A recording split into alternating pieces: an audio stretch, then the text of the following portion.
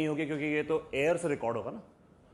लेकिन अगर साउंड की क्लैरिटी चाहिए किसी वीडियो में तो आपको क्लियर कट साउंड चाहिए एक डिवाइस के अंदर, क्योंकि अगर इस फ़ोन से और इस आवाज़ को रिकॉर्ड किया जाएगा तो आवाज़ एकदम बर्बाद आ जाएगी, क्योंकि आवाज़ कहाँ से रिकॉर्ड हो रही होगी?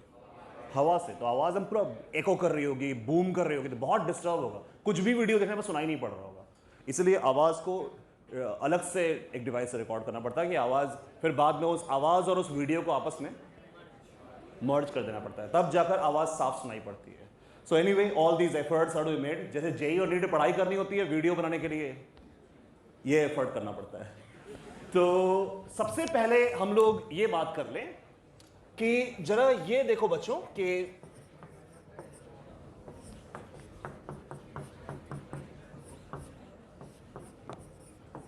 सबसे पहली बात, और एक बात और हम बता दें, हम लोग इस सेशन को बहुत बढ़िया करेंगे बेटा अगर हमारा जो, और हम लोग लेट स्टार्ट किए हैं, हम लोग अपना ब्रेक कंज्यूम कर लेंगे, ब्रेक तो तुम्हें अलग से ब्रेक दे देंगे। Will that be okay? पर एक बात प्रॉमिस कर रहे हो कि इस सेशन में हम लोग डिस्टर्ब नहीं होंगे और आज जान के निकलेंगे यहां से बढ़िया से, क्योंकि तुम्हारा भी फायदा होना है। तुम्हारे पेरेंट्स भी अगर वीडियो देखेंगे तो बहुत सारे पेरेंट्स जानना चाहते हैं इसके बारे में कि क्या एग्जाम है, कैसे है, और इंफॉर्मेशन मिल नहीं पाती सही से। सो फर्स्ट चीज, तुम्हें 2 साल के अंत पे बोर्ड्स भी देना है और जेई और नीट भी देना है सबको। तो कोई भी बच्चा ऐसा नहीं है जो इससे भाग सके, और कोई भी अच्छा बच्चा नहीं है जो इसको नहीं देना चाहे।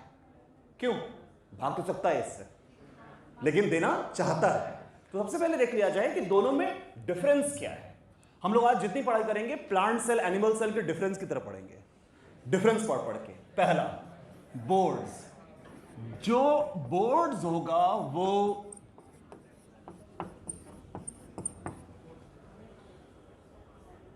पहली बात। दूसरा, यहां पे क्या होगा?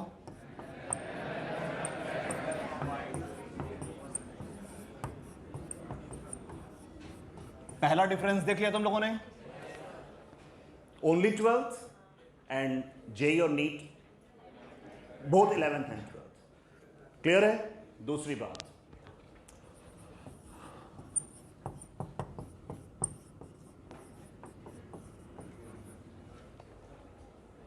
पहला पॉइंट है कि बोर्ड सिर्फ 12th का सिलेबस पूछेगा और जेई या नीट 11th और 12th कंबाइंड पूछेगा। लोड तुरंत डबल हो गया। दूसरी बात, ये एक कैसा एग्जाम है? Written exam. और ये एक कैसा एग्जाम है? एमसीक्यू एग्जाम है। दोनों का अप्रोच चेंज हो गया। तो सब्जेक्ट रिटन एग्जाम में आप लिख के एग्जाम देंगे, एमसीक्यू एग्जाम में आप ऑप्शंस चूज करेंगे। डिफरेंस है कि नहीं? क्या ये छोटा मोटा डिफरेंस है या बहुत बड़ा डिफरेंस है? बहुत बड़ा डिफरेंस है। मतलब ये तो दो अलग अलग वर्ल्ड्स है ना पूरे। रिटन एग्जाम और इसमें क्या कंपैरिजन दोनों में? अच्छा, फिर इस एग्जाम में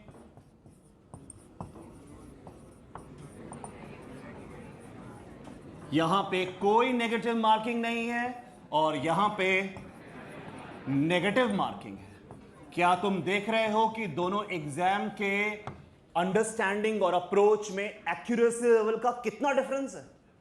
एक्यूरेसी लेवल, आपको एक नेगेटिव मार्किंग के एग्जाम को अगर अटेंड करना है तो आपका एक्यूरेसी लेवल आसमान छूना होना चाहिए, तब तो हो पाएगा। बेटा तुम प्लीज पढ़ाई नहीं करो कुछ भी, चुपचाप इस सेशन को अटेंड करो। इस वक्त इस सेशन से ज्यादा कोई पढ़ाई इंपॉर्टेंट नहीं। क्या कौन सी पढ़ाई पढ़ोगे? अगर एग्जाम समझ ही नहीं आएगा तो ऐसा क्या पढ़ लोगे इस दौरान? तो पहले एग्जाम को समझ तो लो। तो ये बात देखा तुमने। दूसरी बात, हम लोग जब रिटन एग्जाम देते हैं तो हम लोग को सिखाया जाता है, ट्रेनिंग दी जाती है कि अटेंड या फिर अटेम्प्ट। क्या सिखाया था हम लोग को? ऑल क्वेश्चंस, मतलब कि हर क्वेश्चन करना, छोड़ना नहीं। कुछ तो लिख के चले आना, थोड़ा भी लिख दोगे तो कुछ मार्क्स मिल जाएगा। अरे गलत सलत लिख दोगे तब भी एग्जामिनर देखेगा पेज भरा हुआ है तो थोड़ा बहुत नंबर दे सकता है। होता है कि नहीं? बोलो, क्या ये बात सच नहीं है? क्या सच है?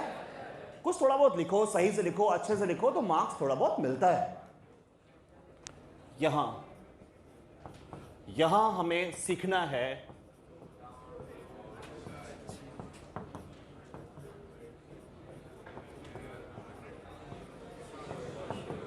यहां क्या सीखना पड़ता है आपको? क्या तुम देख रहे हो दोनों में कितना फर्क खड़ा है? वहां टच एवरी क्वेश्चन, यहां don't touch until you are very. अरे ये तो गजब की बात हो गई ना। सेम बच्चे हो ना तुम, सेम उसी 2 साल के पीरियड से गुजर के आए हो। एक अप्रोच पूरा करना, इधर हाथ मत लगाना, ये तो गजब का स्ट्रेसफुल एरिया है ना।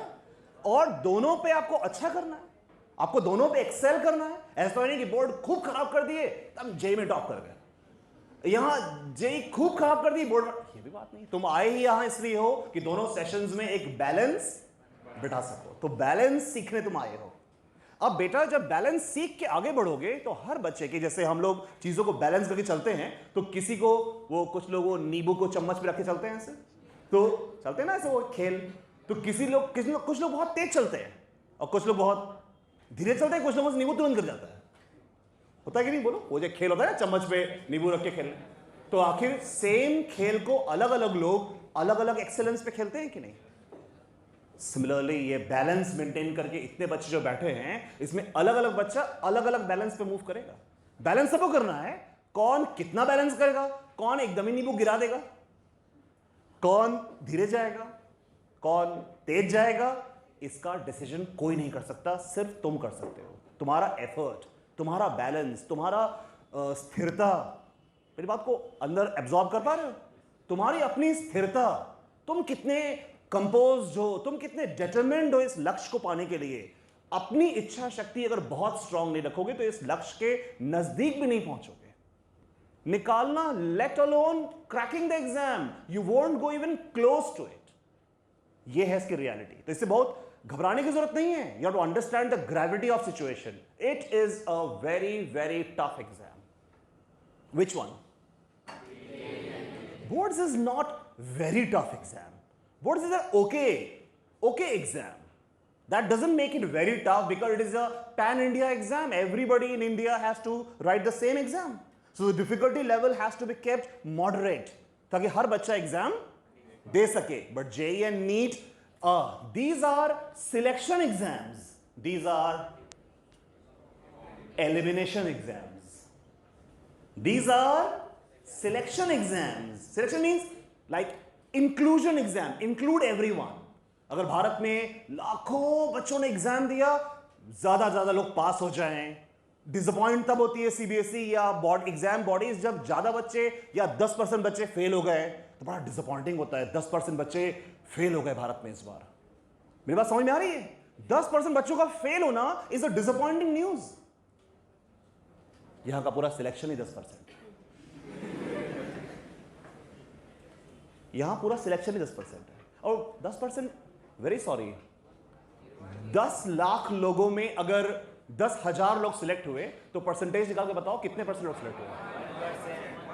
अगर 10 लाख कैंडिडेट्स में 10,000 लोग अगर मान लिया जाए हुए, तो कितने लोग रेस्पेक्टेबल आईआईटीज तक पहुंच पाएंगे?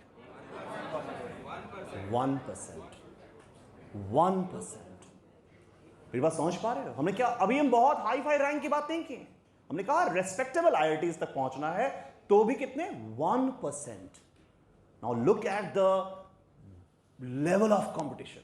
और यहां ज्यादा से ज्यादा लोग पास हो जाएं, सारे बच्चों को अच्छा नंबर मिले. देखना बच्चे निराश ना हो जाएं. यहां निराश होने का आदत डाल के आओ. तो कितना अप्रोच का फर्क है कि नहीं? बोलो ये अप्रोच का फर्क. तो क्या नहीं लगता, हमें नहीं लगता कि हमें अपने माइंड्स को और मजबूत बनाना होगा इस एग्जाम के लिए, और तैयार होना होगा, और मजबूत बनाना होगा. अब इतनी पढ़ाई के बाद, इतनी अंडरस्टैंडिंग के बाद, अच्छा ये एग्जाम लगभग किस महीने में होगा बताओ? ये एक बार फिर भी चलो हम लोग इसको अपनी कन्वीनियंस के लिए हम लोग नोट करते हैं, मार्च में ही होगा लगभग बोर्ड्स. क्यों? ठीक है ना? और इसका एग्जाम कब होगा बता लिया जाए. इसका एग्जाम होगा, ऐसे हम लोग नोट करते हैं पहले ब्रॉडली, जेईई का एग्जाम सबको दिखाई पड़ रहा है. जेईई का एग्जाम होगा जनवरी में, अप्रैल में और जून में. कैसे वो बाद बताएंगे. और नीट का एग्जाम होगा मई में. May, in the month of May, यानी कि नीट का exam in the month of May होगा। अभी अभी 7 मई को नीट का एग्जाम था, इसी 7 मई को नीट का एग्जाम था, और जेई का एग्जाम जनवरी और अप्रैल में हो चुका है, उसका रिजल्ट भी आ चुका है, जिसको हम लोग डिस्कस भी करेंगे। नीट के भी लास्ट ईयर रिजल्ट को थोड़ा डिस्कस करेंगे, और ये एग्जाम 4 जून को आने वाला है। अगले 4 जून को जेईई एडवांस्ड का एग्जाम है। क्लियर चल रहा है? हम लोग सही जा रहे हैं बातचीत हम लोग की? एक सीक्वेंस बन रहा है माइंड में, बात को समझने का एक लीनियर सीक्वेंस बनना चाहिए। अच्छा, ये पार्ट हम लोग का हो गया। अब हम लोग अपने नेक्स्ट पार्ट पे आते हैं। अब हम लोग डिफरेंस समझने जा रहे हैं किन एग्जाम्स में? जेई में और नीट में। हम यहां पे लाइन ऐसे खींच रहे थे कि जेई को भी इनफ स्पेस मिल जाए। अब यहां से हम लोग बात शुरू करते हैं, जेईई और नीट। इसको कौन से बच्चे एग्जाम देते हैं, और इसको कौन से बच्चे एग्जाम देते हैं? पीसीबी। जेईई जो है ये एक 2 लेवल एग्जाम है। JEE main and JEE, I don't no, ये लेटर्स तुम्हें दिखाई पड़ रहा है पीछे से, थोड़ा छोटा है, दिख रहा है? JEE main and JEE advanced. NEET is a 1 level यानी सिंगल लेवल एग्जाम, मतलब नीट का कोई प्रीलिम्स या कोई फाइनल्स या मेंस नहीं होता। जेईई का एक तरह का एक प्रीलिम्स होता है और एक फाइनल्स होता है, एक तरह का। इसके डिटेल में हम जाएंगे अभी। नेक्स्ट, थर्ड पॉइंट पे आ जाए। जेईई जो एग्जाम होता है, इसमें जेईई कितने अटेम्प्ट्स? हम लोग पहले चलते हैं जेईई मेन पे। जेईई मेन के पास कितने अटेम्प्ट्स होते हैं? 3 अटेम्प्ट्स। और जेईई अच्छा सुनो बच्चों, तुम लोग पता नहीं मेरी ये कुछ कोई नोट तो कर रहे हैं? सब तो हाथ पे हाथ धर के सुन रहे हैं ऐसे करके। तुम लोग कॉपी निकाले, कुछ नोट्स क्यों नहीं बनाने लगते हो? ये तो सामने ही है तुम्हारे।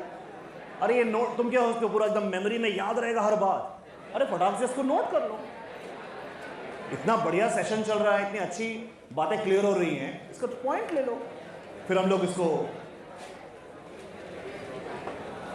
आराम से इसको फिर मिटा पाएंगे यहां से। तो फटाक से इस पॉइंट को तुम लोग नोट्स ले लो पहले। ऐसा बिल्कुल नहीं सोचो कि ये सब बात मुझे पता है, फटाक से इसके पॉइंट्स लो। सारे बच्चे, कोई भी मेरी बात सुन के ये नहीं सोचे कि नहीं सर आप बोलते रहिए, मैं बहुत बुद्धिमान हूं और प्लीज मुझे गाइड मत कीजिए, मैं बहुत ही काफी बुद्धिमान बच्चा हूं। ऐसा बिल्कुल नहीं सोचो, नोट कर लो।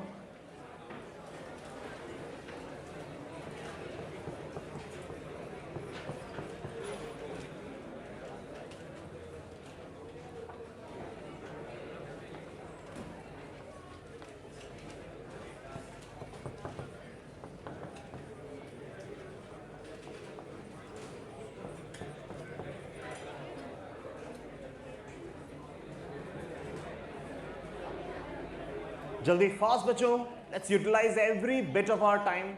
तुम लिख नहीं रहे हो बेटा, कॉपी निकालो, अपनी कॉपी निकालो। कॉपी कहाँ है? छोड़ के आए हो क्लास में? क्लास में छोड़ के आए हो, अच्छा। तो अपने पड़ोसी बच्चे से पेज मांगो।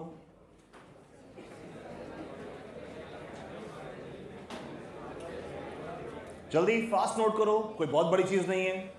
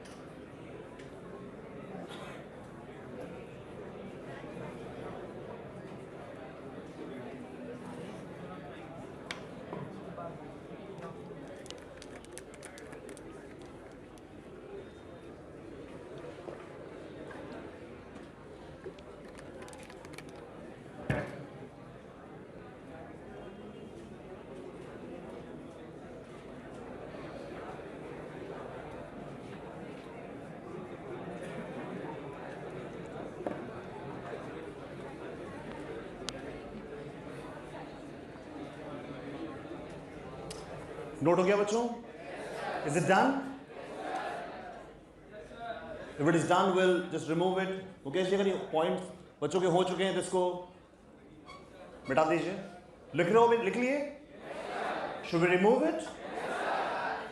मुकेश जी, इतने पोर्शन को हटा दीजिए. बच्चों यहां पढ़ो. JEE Main, how many attempts?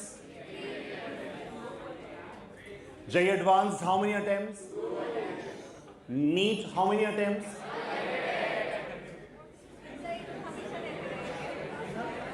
So, ये बात कितने लोगों को पता नहीं थी? हाँ बताओ. नहीं, मैथ्स वाले बच्चे उठा लो, अच्छा ही है. अरे ऐसा क्या मैथ्स पढ़ रहे हो, जानकारी तो होनी ही चाहिए. बायोलॉजी वाले बच्चों, तुम लोग कितने लोगों को ये बात नहीं पता थी? सच सच बोला करो, झूठ नहीं बोलना चाहिए. खुद ही को झूठ बोल रहे हैं. ऐसे कि पता थी क्या, तुमको ये बात नहीं पता थी? अरे यार नीट तैयारी कर रहे हो, ये पता नहीं? पता है, मुझे पता है. ऐसे पता नहीं होता है. सच बताओ, पता थी? सो आप ये पूरा दोनों हेडिंग मिटा दीजिए. नेक्स्ट बच्चों, जेई के JEE Main में अप्रॉक्स, अगर हम यहां पे ऐसे लगा दें तो इसका मतलब अप्रॉक्स हो जाता है ना. बोलो. तो अप्रॉक्स कितने लोग एग्जाम देते हैं? अप्रॉक्स 11 लाख, 10 लाख, 11 लाख. अप्रॉक्स 11, बिल्कुल 15 लाख नहीं. इस बार का नंबर है 11.13 lakh. Let's be precise, 11.13 lakh. इसलिए हमने क्या लिखा?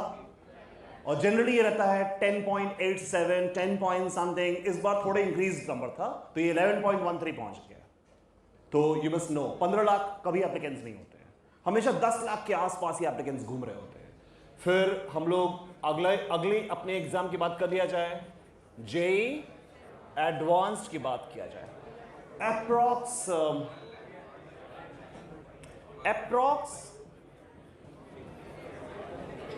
1.5 lakh, 1.2 lakh, approx 1.2, 1.5 lakh applicants JEE advance देते हैं. ये कौन से लोग होते हैं पता है? ये वही लोग होते हैं जो इस एग्जाम में से फिल्टर हो क्या आते हैं. तो इसके फिल्टर्ड टॉप 1.2, 1.5, 3 लाख लोग JEE एडवांस का एग्जाम देते हैं. ये आप लोगों को अच्छे से पता होना चाहिए. अब हम लोग आते हैं नीट पर. नीट एग्जाम, ये बताओ, ये सब डेटा जानने से जानकारी बढ़ रही है? कुछ मतलब एक अवेयरनेस बढ़ रहा है? कितने लोग एग्जाम देते हैं? क्या होता है इस एग्जाम में? नीट का एग्जाम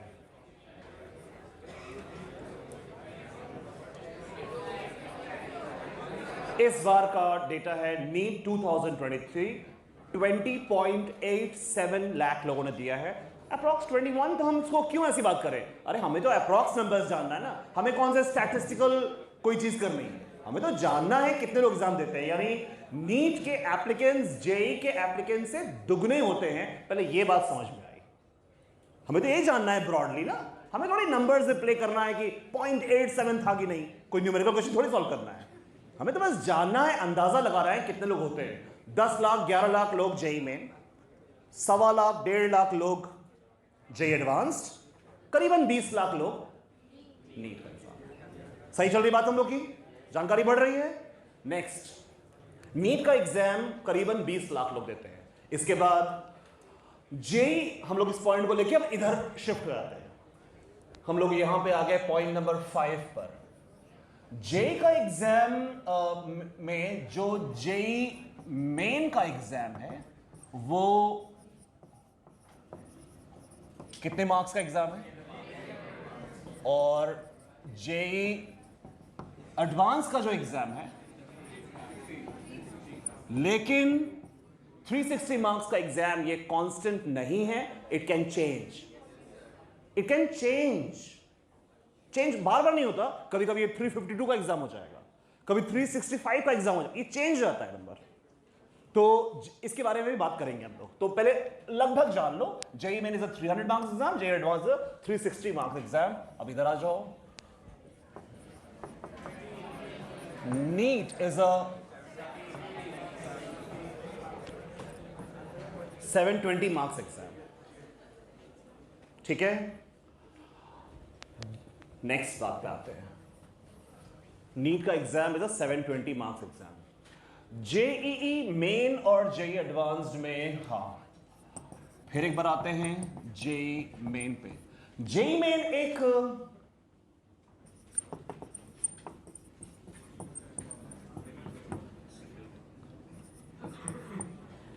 सिंगल करेक्ट, क्या लिखा है बच्चों, सिंगल करेक्ट एमसीक्यू क्वेश्चन का एग्जाम है। और जेईई एडवांस्ड एक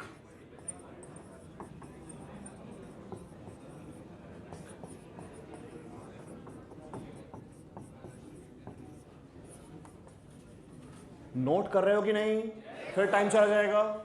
उधर नोट कर चुके, क्योंकि उधर मिटाएंगे नहीं हम लोग तो शिफ्ट नहीं हो पाएंगे। फिर जल्दी नोट करो, ये बहुत काम की इंफॉर्मेशन है। वो पॉइंट सबका नोट हो गया है, फटाक से खत्म करो पहले उसको, ताकि हम लोग यहां से फिर शिफ्ट हो सकें उधर। अपने एग्जाम को जान तो लो अच्छे से। जेईई एडवांस्ड एक more than one correct MCQ and other types के क्वेश्चन आते हैं इसके अंदर।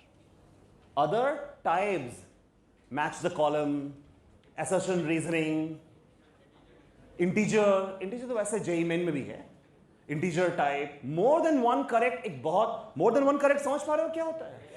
यानी एक क्वेश्चन है, उसके 4 ऑप्शंस हैं, उसमें एक ऑप्शन भी करेक्ट हो सकता है, 2 ऑप्शन भी करेक्ट हो सकता है, 3 ऑप्शन भी करेक्ट हो सकता है, 4 ऑप्शन भी करेक्ट हो सकता है।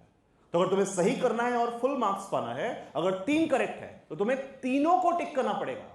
अगर तुमने तीनों को टिक नहीं किया तो पार्शियल मार्किंग स्टार्ट हो जाएगी उसकी। क्या स्टार्ट हो जाएगी? Partial marking. जितना करेक्ट, जितना गलत हो गया उसे माइनस हो जाएगा, जितना सही किया उसे मिल जाएगा। All this makes JEE Advanced one of the toughest exams in India and probably across the world.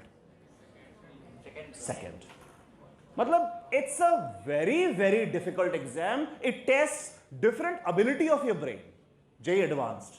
JEE Main is a difficult exam, but it's a regularly difficult exam. Advanced a different category. Advanced का category ही अलग है। अच्छा, NEET पे आ जाते हैं।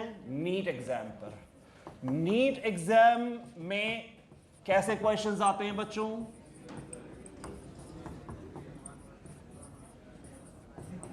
Single correct MCQ question.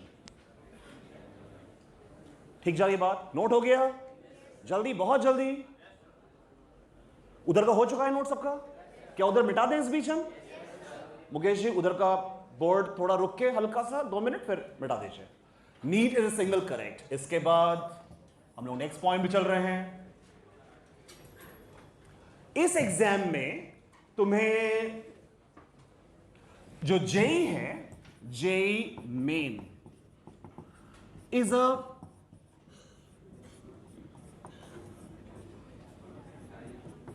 कौन सा exam है बोलो? ये percentile exam. JEE Main is a percentile वाला exam. Percentile exam plus all India rank, plus all India rank वाला एग्जाम है। मेरी बात समझो, ये बात बताएंगे अभी हम। जिसको भी नहीं समझ में आएगा बिल्कुल शर्म किए बिना पूछना। और NEET is also a percentile plus all India rank वाला एग्जाम कैटेगरी है ये। NEET is also a percentile. Rohit sir, NEET में परसेंटाइल आता है, मार्क्स भी आता है। मार्क्स यानी कि बहुत सही बात सर ने बता दी, percentile plus marks plus all India rank. लेकिन जेईई मेन अब मार्क्स अनाउंस ही नहीं करता है। It only talks about percentile and directly converts percentile into ranks. बातें अब कठिन हो रही हैं। अब यहां से जनरल टॉक खत्म हो रहा है, हम लोग धीरे धीरे मतलब अंदर डेप्थ में जा रहे हैं। तो अब बात थोड़ी थोड़ी कठिन होने लगेगी, less entertaining, slightly more difficult. तो ध्यान बनाए रखना। जेईई में हमने क्या बताया बच्चों? क्या यहां तक सबको इजी समझ में आ गया है एकदम अच्छे से? सो टोटल मार्क्स समझ में आ गया, ये हो गया। अच्छा, साथ में ये सब भी हो गया। लगे हाथों हम लोग यहां पे 7 पॉइंट पे आ चुके हैं हम लोग। जे एडवांस पे भी आ जाए, इसी में नोट कर लिया जाए। J Advanced is a all India rank वाला एग्जाम, यानी straight all India rank exam करेगा ये। ऑल इंडिया रैंक कैटेगरी का एग्जाम है ये, जे एडवांस्ड। और नीट का देख ही लिया हमने। नेक्स्ट पॉइंट पे आते हैं, पॉइंट नंबर 8। जेई मेन का exam, JEE Main is a 3 hour exam. 3 hour exam.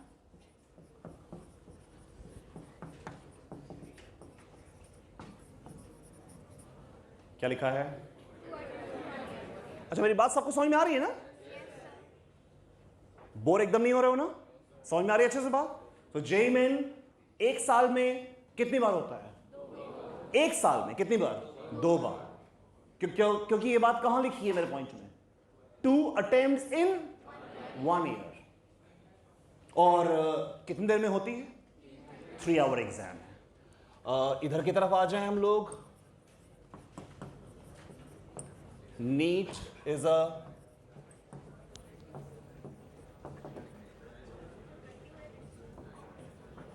NEET का ड्यूरेशन कितना होता है? रोहित सर सही बता रहे हैं ये बात हम? 20 मिनट एक्स्ट्रा क्यों होता है? ये सब बता देंगे। पहले बताओ, कितने नीट बच्चों को ये बात श्योरली पता नहीं थी? हाँ तो बताओ। नीट वाले बच्चों को सब पता है,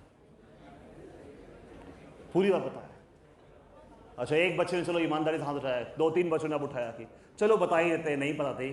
तो नहीं पता थी तो कोई शर्म की बात नहीं है, अभी जानने के लिए तो आए हैं हम लोग। तो 3 hour 20 minute एग्जाम नीट का।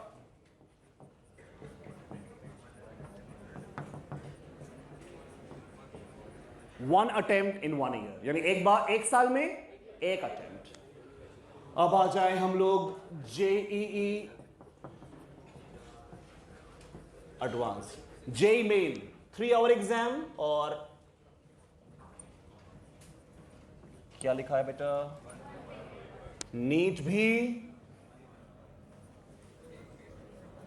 भी कितने पेपर? 1 पेपर, यानी पेपर 1, एक पेपर।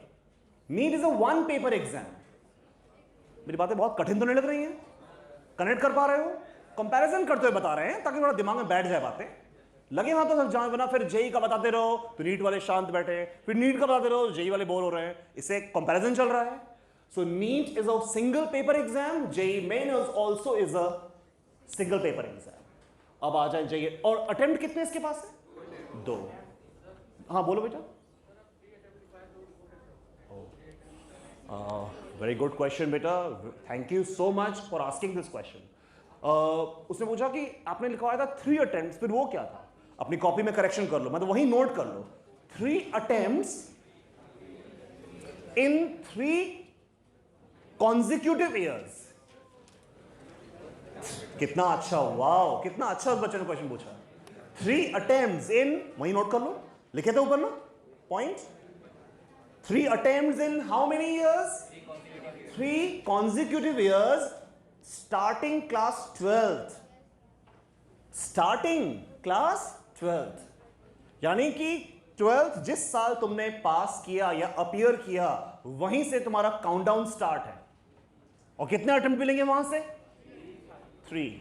मेरी बात किसी को कठिन तो नहीं लग रही है? समझ में आ रही है बात? जेई मेन किस साल स्टार्ट होगा? 12th के साल से। कितने अटेम्प्ट मिलेंगे? 3 कॉन्जिक्यूटिव अटेम्प्ट्स इन 3 साल।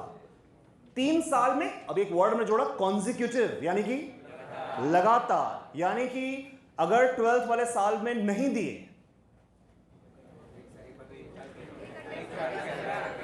तो 1 अटेम्प्ट गया। 1 अटेम्प्ट दिए 12th वाला और अगला अटेम्प्ट नहीं दिए तो 1 अटेम्प्ट वो वाला गया। जो अटेम्प्ट तुम नहीं दोगे वो अटेम्प्ट गायब हो जाएगा बीच से। अब जे एडवांस, अच्छा अब बताओ, और जेई मेन 1 साल में कितनी बार होता है? तो जेई मेन में कितनी बार फाइनली आप अपीयर कर पाए? बोलो। 6 बार कर पा रहे हो ना? बोलो एक साथ जरा अपना चार्ट देख के बताओ कि जेई मेन कब, ओ अभी तो बताया नहीं है हम, जेई मेन कब कब होता है एग्जैक्ट बताया नहीं है, लिखवाए थे थोड़ा सा कि जेई कब कब होता है, जनवरी और अप्रैल बताए थे ना। तो यानी जनवरी, अब समझ में आ गया दो अटेम्प्ट कौन से हैं। तो अगर हम लोग यही नोट कर दे, बल्कि दो अटेम्प्ट इन 1 ईयर है, कब कब, जनवरी एंड अप्रैल। ठीक चल रही बात हमारी। और नीट 1 अटेम्प्ट है किस महीने में, मई के महीने में। तो जेई मेन का देखो 2 अटेम्प्ट आ गया।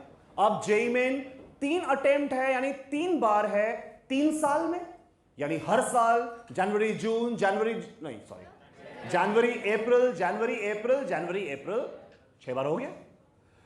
तो यानी कि हम 6 बार दे सकते हैं, लेकिन इन दोनों को एक माना जाता है, फिर उन दोनों को एक माना जाता है, फिर अगले दोनों को एक। क्या इस वाले का एक और उस वाले का एक आपस में कंपेयर होने वाला है? एक साल के 2 अटेम्प्ट मिलाकर एक अटेम्प्ट बनता है। यानी कि कह लो कि अटेम्प्ट वर्ड यूज ना किया जाए, क्या यूज किया जाए फिर इसके लिए, 3 एग्जाम्स बोल दिए थे उसको, तो 2 अटेम्प्ट मिलाकर एक एग्जाम बनता है। अब ये 2 अटेम्प्ट तुम जो दोगे, इन दोनों में से जिसमें तुम्हारा ज्यादा परसेंटाइल आएगा वो वाला रैंक में कन्वर्ट हो जाएगा। यानी तुम्हारी उस साल की, यानी तुम पहली बार क्या जेईई मेन कब दोगे बताओ, 2025 में जाकर दोगे। 25 में तुम्हारा जनवरी अटेम्प्ट और अप्रैल अटेम्प्ट मिलाकर कंपेयर कर लो, जिसमें ज्यादा परसेंटाइल आएगा वो वाला परसेंटाइल सिलेक्ट हो जाएगा और वही ऑल इंडिया रैंक में कन्वर्ट हो जाएगा।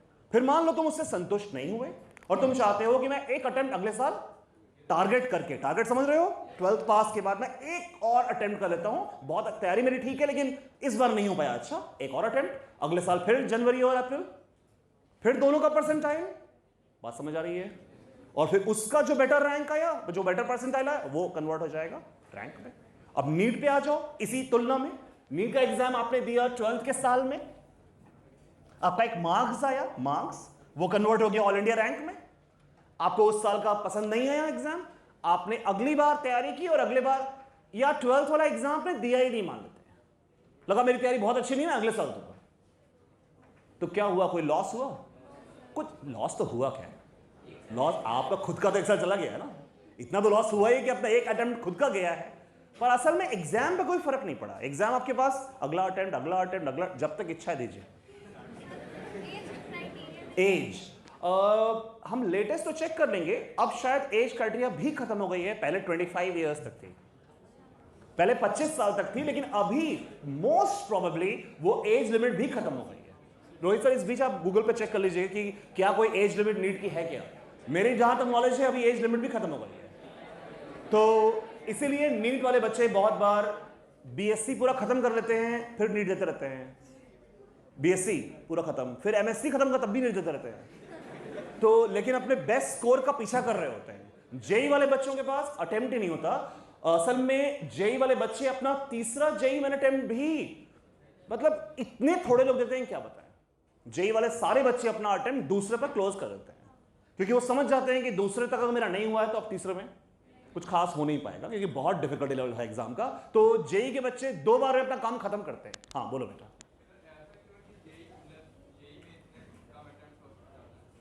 ऐसा क्यों है? क्योंकि जेई के कम अटेम्प्ट हैं और नीट के ज्यादा अटेम्प्ट, ऐसा क्यों है? ऐसा क्यों है? और एक बच्चे ने क्वेश्चन पूछा था कि 20 मिनट एक्स्ट्रा क्यों मिलते हैं, यही है। अब देखो बेटा, बैठो, मैथ्स वाले बच्चे कृपया अननेसेसरी एक्स्ट्रा सुपीरियरिटी में ना जाएं,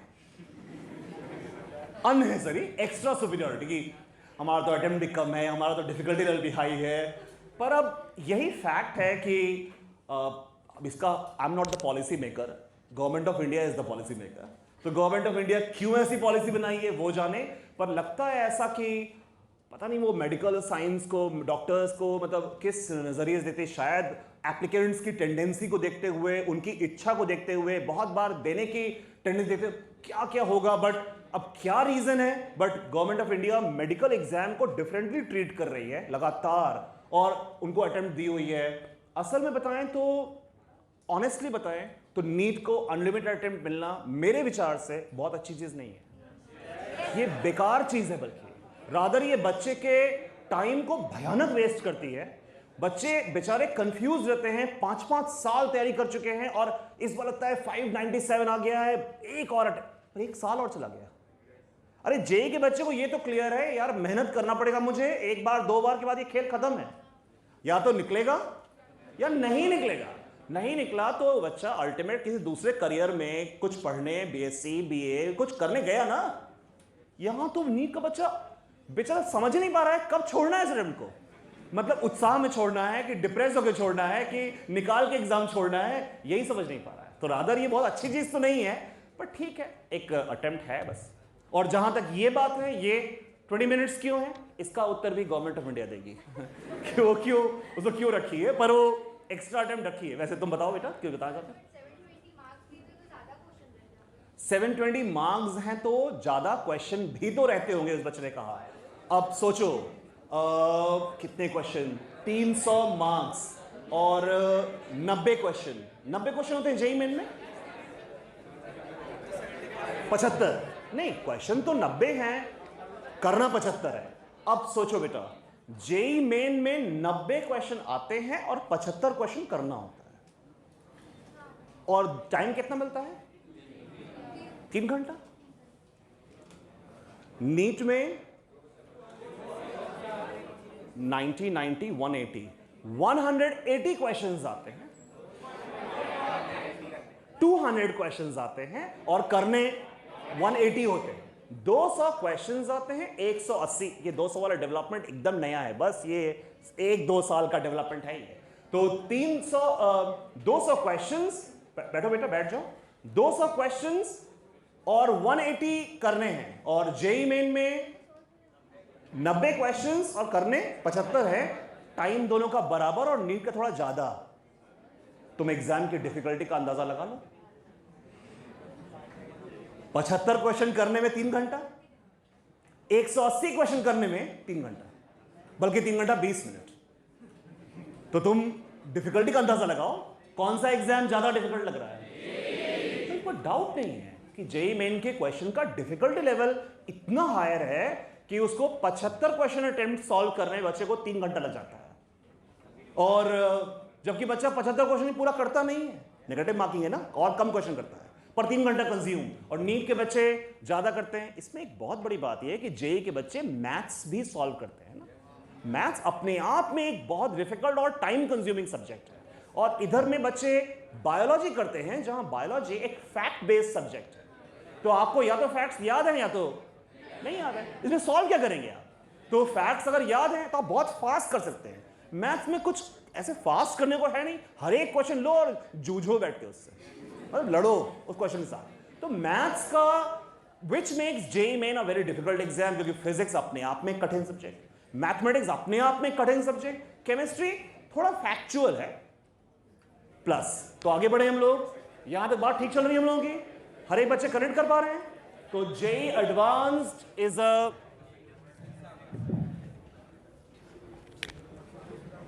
जेईई एडवांस्ड इज अ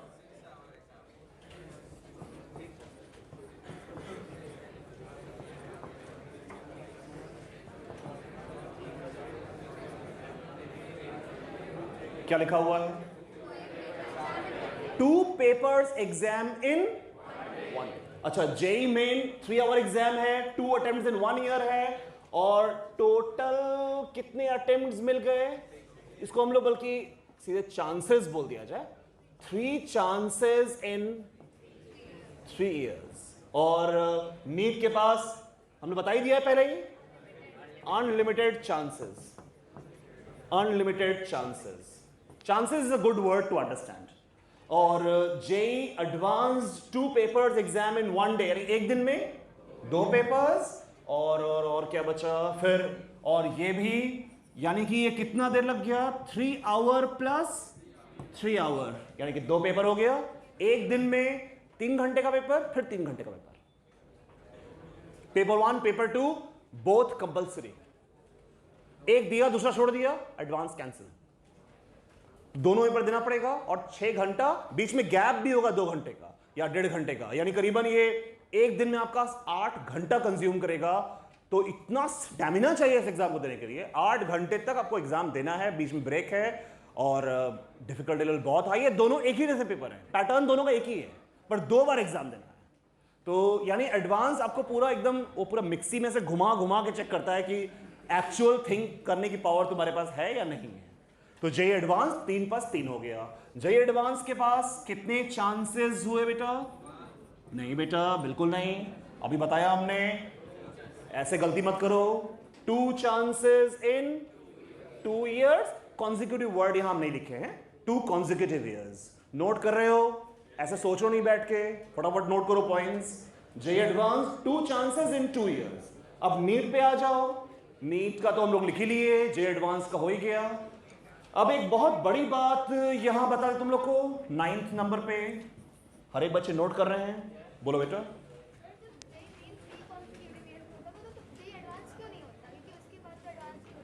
इस बच्चे ने पूछा अगर जेई मेन 3 consecutive years में होता है तो जेई एडवांस 3 consecutive years में क्यों नहीं होता? इसका असली उत्तर गवर्नमेंट ऑफ इंडिया दे सकती है, क्योंकि ये सब गवर्नमेंट ऑफ इंडिया की पॉलिसीज हैं। तो असल में जो हम लोग जो बात कर रहे हैं ये तो रूल्स हैं, पॉलिसीज हैं।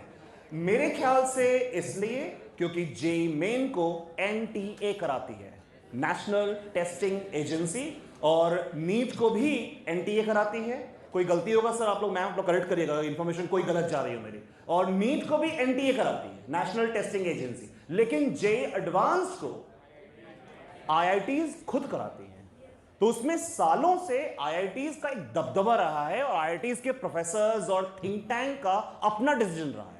आईआईटीज अल्टीमेटली एक ऑटोनोमस टाइप की बॉडीज है।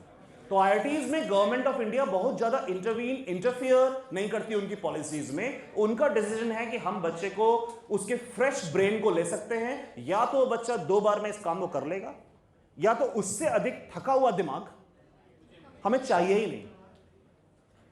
और मेन एक बड़े, अरे यार जिस एग्जाम को 10 लाख लोग दे रहे हैं उसका स्कोप बड़ा नहीं है, और जिस एग्जाम में कितने लोग दे रहे हैं? कुल 1-1.5 लाख लोग दे रहे हैं, उसका स्कोप और छोटा है। 1-1.5 लाख लोग, बस 2 बार में जो करना है वो कर लीजिए, ओवर। मेन 10 लाख लोगों का एग्जाम में भारत के ज्यादा बच्चों को अपॉर्चुनिटी मिली, इंजीनियर बनने की मिली, तो उनको अटेम्प्ट्स मिल गए 3। अगर 3rd ईयर जेई मेन देंगे तो एडवांस खत्म है उस वक्त। यानी अगर आपको आईआईटी में ही पढ़ने की इच्छा है तो आपको अपने दूसरे साल तक इसको क्लियर करना है और पढ़ने जाना है। अदरवाइज आईआईटीज में पढ़ना रास्ता वहीं बंद होता है।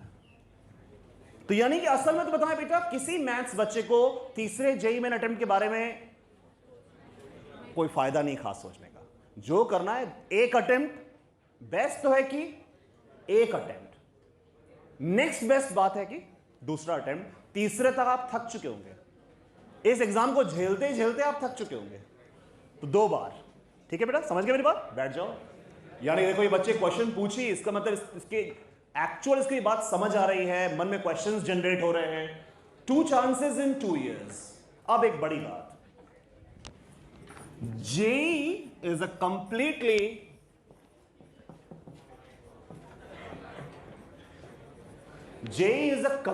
online exam. JEE Main is also an online exam. It's a CBT, computer based test. Computer based test. Do you know the word CBT? Computer based testing. And NEET is a completely offline exam. This is called a pen and paper test. यानी इसको पूरी तरह pen paper से दिया जाता है, और JEE को पूरी तरह कंप्यूटर पे ऑनलाइन। यानी नीट बच्चों को प्रैक्टिस होनी चाहिए ओएमआर भर के एग्जाम देने की, और जेई के एप्लीकेंट्स को प्रैक्टिस होनी चाहिए ऑनलाइन ऑप्शन चूज करना और टिक करना। और अगर नीट का बच्चा एक बार ओएमआर भर दिया तो भर दिया, जेई का बच्चा बीच में जाकर भी अपने ऑप्शन को चेंज कर सकता है। लेकिन अच्छा यह है कि ऑफलाइन एग्जाम में आप पेपर को पलट के देख लेते हैं क्या छूटा। ऑनलाइन एग्जाम में कभी कभी स्क्रीन इधर उधर हो गई और आप डिसाइड नहीं कर पाते कौन सा एग्जाम अटेम्प्ट हुआ नहीं हुआ। तो दोनों की अपनी अपनी परेशानियां, अपने अपने फायदे हैं। तो नीट को गवर्नमेंट ऑफ इंडिया ऑनलाइन करने के मूड में तो चल रही है कुछ समय से, लेकिन अभी तक की नहीं है। ओके, क्या यहां तक बात हम लोग को समझ आ गई? मुकेश जी इसको प्लीज वहां क्लियर करिए। ये बात क्लियर बच्चों? हाँ पूछो। सर अगर हम लोग मेंस अगर हमने जेई मेन 2025 में दिया, हर बच्चा खूब इंटरेक्ट करे, खूब क्वेश्चंस पूछे। एक मिनट रुक जाओ, जस्ट अ मिनट, मेरी बात रुक जाओ एक मिनट। तुमने क्वेश्चन पूछा है जेई मेन 2025 के बारे में, तुम्हारा क्वेश्चन एक बार बाकी बच्चों को भी सुनने को मिल ही जाए, पूछो। सर अगर हम लोग जेई मेन 2025 में क्लियर कर लिए और क्लियर कर ले, उस साल हम लोग एडवांस नहीं क्लियर कर पाए और सर नेक्स्ट अटेम्प्ट हम देना चाह रहे हैं एडवांस के लिए, तो सर जो जेई मेन हम लोग 2025 में दिए हैं वो अगले साल 2026 में वैलिड रहेगा कि हम लोग को फिर से जेई मेन देना पड़ेगा? इस बच्चे ने पूछा, क्वेश्चन समझ गए? 25 में मेरा जेई मेन क्लियर हो गया। क्लियर हो गया मतलब हम उस टॉप 1.5 लाख बच्चों में आ गए, एडवांस दिए, लेकिन एडवांस में मेरी सेटिस्फैक्टरी रैंक नहीं आई। अगले साल फिर एडवांस की इच्छा है क्योंकि आईआईटी में पढ़ने का मन है, तो अगले साल फिर एग्जाम देना है। तो क्या ये वाला रैंक या ये वाला जो मेरा 1.5 लाख वाला वो था वो वैलिड रहेगा? ओवर। एक साल के अंत पर सारी चीजें नल एंड वॉइड हो जाती हैं, सब खत्म। इस साल आप यहाँ पे ज्वाइन कर लीजिए जो करना है, अदरवाइज फ्रेश एप्लीकेंट बन के अगले साल परीक्षा दीजिए। कोई भी चीज कैरी ओवर होकर आगे नहीं जाएगी, ना तुम्हारी असफलता ना सफलता। तो असफलता आए तो भी पीछे भूल जाओ, सफलता हो तो भाई ज्वाइन करो या अगली बार इंप्रूव करो। हाँ बोलो बेटा।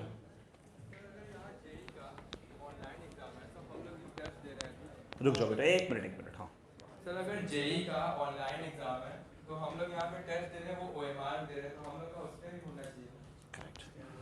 इस बच्चे ने पूछा कि जेई अगर ऑनलाइन एग्जाम है तो हम लोग ओएमआर बेस्ड एग्जाम दे रहे हैं, तो हम लोग का ऑनलाइन एग्जाम भी तो होना चाहिए। तुम लोग के ऑनलाइन एग्जाम भी होंगे और इनफ ऑनलाइन एग्जाम होंगे। अभी ये सेशन तुम लोग का स्टार्ट हुआ है, अभी तो तुम लोग जैसे टेक्निकली इस दुनिया में अभी पैदा हुए हो, बस मतलब एक्चुअल बस ऐसे पैदा हुए हो। तो अभी पहले पढ़ के थोड़ा ओरिएंट, ये सेशन हो क्यों रहा है? इसी सब ओरिएंटेशन के लिए तो हो रहा है ना। इसके बाद क्या होगा तुम जानते हो, तुम्हारे पास कैटजी ऑनलाइन क्लासेस का सब्सक्रिप्शन है, बोलो है सबके पास? उसी ऐप पे तुम्हारे एग्जाम होंगे, उसी ऐप पे तुम्हारे ऑनलाइन एग्जाम्स होंगे। तुम अपने डिवाइसेस लेके यहां आ जाओगे, मोबाइल फोन या टैब्स ऐसा कुछ आ गया या लैपटॉप, इंटरनेट मिल गया, फिर यहीं पे ऑनलाइन एग्जाम अटेम्प्ट कर लिए बैठ के, क्योंकि उस प्लेटफॉर्म पे एग्जाम ऑनलाइन चल रहा है, अपना बैठ के एग्जाम दिए। तो ऐसी चीजें हम लोग करते रहेंगे और बाद में आगे जाकर एग्जाम नजदीक आने पर तो पूरे 8-8, 10-10, 14-14 एग्जाम्स के सेट्स चल रहे होंगे, जिसको हम लोग बोलते हैं टेस्ट सीरीज। एक एग्जाम अगला एग्जाम बार बार लेकर। वैसे ही नीट वाले बच्चों के लिए टेस्ट सीरीज चलती है पूरी ऑफलाइन टेस्ट सीरीज चलती है।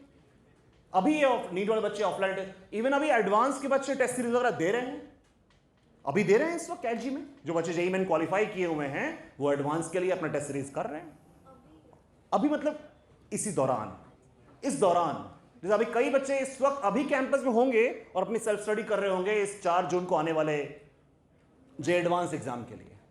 यहां तक मेरी बात क्लियर हो रही है सबको? तो JEE is a completely online exam, NEET is a completely offline exam. तो हम लोग का ओरिएंटेशन सही चल रहा है, चीजें जानने को मिल रही हैं, मजा आ रहा है, बात समझ आ रही है। तो जेईई का एग्जाम लोग यहां तक भी आ गए। अब हमारे पास जानने के लिए क्या बड़ी बात बची? हमारे पास जानने के लिए बड़ी बातें ये बची है यार कि अब हम लोग यहां लिखते हैं, इस डिस्टिंक्शन को थोड़ा सा आप कम कर लेते हैं और एक नेक्स्ट पॉइंट पे आते हैं। जेईई जो एग्जाम है इसके थ्रू बच्चों, जेईई में 2 एग्जाम्स हैं, कौन कौन से? मेन, उसको मेंस ना बोला जाए, उसका नाम सिर्फ मेन होता है और दूसरे का नाम होता है एडवांस्ड। तो नाम करेक्ट बोला जाए, JEE main and JEE advanced. JEE के थ्रू कौन कौन से कॉलेजेस होते हैं वहां पहले देख लिया जाए, जेईई मेन के थ्रू और एडवांस के थ्रू। एडवांस के थ्रू इनका नाम क्या है? Indian institute of Technology. India में total 23 IITs. Rohit sir data कोई रॉन्ग हो तो करेक्ट करिएगा। मेन के थ्रू, एडवांस के थ्रू ये हो गया। मेन के थ्रू आप ज्वाइन करते हैं एनआईटीज, यानी कि नेशनल इंस्टीट्यूट ऑफ टेक्नोलॉजी। ठीक है, बात क्लियर हो रही है? एनआईटीज कितने हैं रोहित सर? 31 टोटल 31 इंडिया में एनआईटीज हैं। इसके बाद अगला जो कॉलेज आप ज्वाइन करते हैं वो होता है triple ITs, Indian institute of information technology. ये कॉलेजेस की कैटेगरीज हैं बेटा। IIT is a category, NIT is a category, triple IT is a category. So there can be various campuses. There are 31 colleges in India which have been given the NIT status. Understand my point? जैसे इलाहाबाद में MNIT, Motilal Nehru institute of technology है। तो triple ITs India में कितने हैं sir? 25। There are 25 triple ITs in India. ये information सही मिल रही है, मतलब जानकारी बढ़ रही है इससे। अगला एक कैटेगरी है, उसे कहते हैं GFTIs, government funded technical institutes. कैसे institutes? Government funded technical institutes, जहां से आप बीटेक ज्वाइन करेंगे। बीटेक, जो बच्चे इंजीनियरिंग पढ़ते हैं वो कौन सा कोर्स ज्वाइन करते हैं? बीटेक। जैसे नॉर्मल जो लोग साइंस पढ़ते हैं वो बीएससी करते हैं, जो लोग आर्ट्स पढ़ते हैं वो बीए करते हैं, जो कॉमर्स पढ़ते हैं वो बीकॉम करते हैं, जो इंजीनियरिंग पढ़ते हैं वो बीटेक करते हैं, जो मेडिकल पढ़ते हैं वो क्या करते हैं? वो MBBS करते हैं, BDS करते हैं।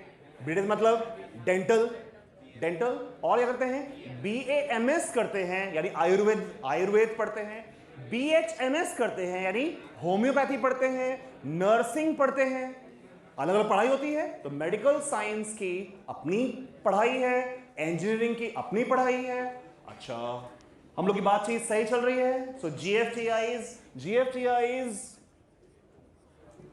32 GFTIs हैं, और प्लस इसके साथ कई सारे private colleges of very very good repute के प्राइवेट कॉलेजेस भी इंडिया में आज ऑपरेट कर रहे हैं। बहुत अच्छे, मतलब बहुत ज्यादा अच्छे। इतनी हाई उनकी रैंकिंग है, इतना हाई प्लेसमेंट है कि नहीं जाने कितने टॉप प्राइवेट कॉलेजेस हैं जो आज कुछ IITs से ऊपर निकल चुके हैं अपनी रैंकिंग में। उतना पुअर IIT चुनने से अच्छा है कि आप कोई बेस्ट प्राइवेट कॉलेज VIT चुन रहे हैं, वेलोर इंस्टीट्यूट ऑफ टेक्नोलॉजी चुन रहे हैं। समझ पा रहे हैं मेरी बात? मतलब इतना कॉलेजेस का आज हाई रैंकिंग कुछ हो चुका है, इतना स्टेटस वो बना चुके हैं अपने काम से, अपनी सिलेक्शन से, कि न जाने कितने गवर्नमेंट कॉलेज को बीट कर रहे हैं, अपनी रैंकिंग कर रहे हैं वो। मगर नेचुरली वो महंगे होंगे आपके पास। और अलग अलग कॉलेजेस का बेटा अलग अलग रेप्यूट होता है, अलग अलग स्टेटस होता है, और इसके अंदर, इन चीजों के अंदर बहुत सारे अलग अलग वो होते हैं बेटा। क्या बोलते हैं बीटेक करने के लिए? ट्रेड्स या स्ट्रीम्स। जैसे एग्जाम्पल CS, सिविल, मैकेनिकल, और बहुत सारे स्ट्रीम्स होंगे। Mechanical, metallurgy, mining, chemical, petrochemical, अलग अलग स्ट्रीम्स की पूरी लाइन लगी होती है बीटेक करने के लिए। अच्छा, ये बात भी एटसेट्रा, यानी उसको यहां पे हम एटसेट्रा लिखते हैं। तो ये सब ट्रेड्स हैं, यानी जब भी आप बीटेक करने चलते हैं, आप जब भी बीटेक करने चलते हैं तो उसके ट्रेड्स चुनते हैं। यानी पहले चुनते हैं कॉलेज और फिर चुनते हैं ट्रेड। यानी बीटेक जब करना होता है तो आप दो चीजों का कॉम्बिनेशन चुनते हैं, एक कॉलेज और एक ट्रेड। एक कॉलेज और एक ट्रेड। कुछ कॉलेज का स्टेटस होगा, कुछ ट्रेड का स्टेटस होता है। तो आप चुनते हैं कि मुझे कंप्यूटर साइंस अगर सबसे अच्छा ट्रेड है पढ़ने के लिए, तो मुझे कंप्यूटर साइंस कहां मिल रहा है। तो आप देखते हैं कंप्यूटर साइंस, जिसने कहा बॉम्बे, हो सकता है कि भारत में जो टॉप 50-80 बच्चे हों पूरे भारत में जेईई एडवांस्ड में, वो कंप्यूटर साइंस में जाकर बॉम्बे में ट्रेड पढ़ें। तो ऐसे किस्म के बस सपनों को मुंह से ऐसे बोल देने से काम नहीं होगा, उन सपनों को फिर जीना पड़ेगा। तो बोल देने से IIT बॉम्बे कंप्यूटर साइंस बात नहीं चलेगी। कुल भारत में 50 लोग होंगे जो IIT बॉम्बे में कंप्यूटर साइंस पढ़ेंगे। तो आपको समझना पड़ेगा कि आपको भारत के टॉप 50 में होना पड़ेगा ना। तो क्या रियलिस्टिक है, क्या अच्छा है, क्या करना चाहिए, ये धीरे धीरे बात समझ में आएगी। हम लोग समय के साथ और ओरिएंटेशन सेशंस भी करेंगे तो और बताएंगे तुमको इसके बारे में। अब जरा जेईई के इन कॉलेजेस के बारे में और इनके बारे में तुम समझ गए? बोलो बेटा, इधर मेरे पास आ जाओ प्लीज।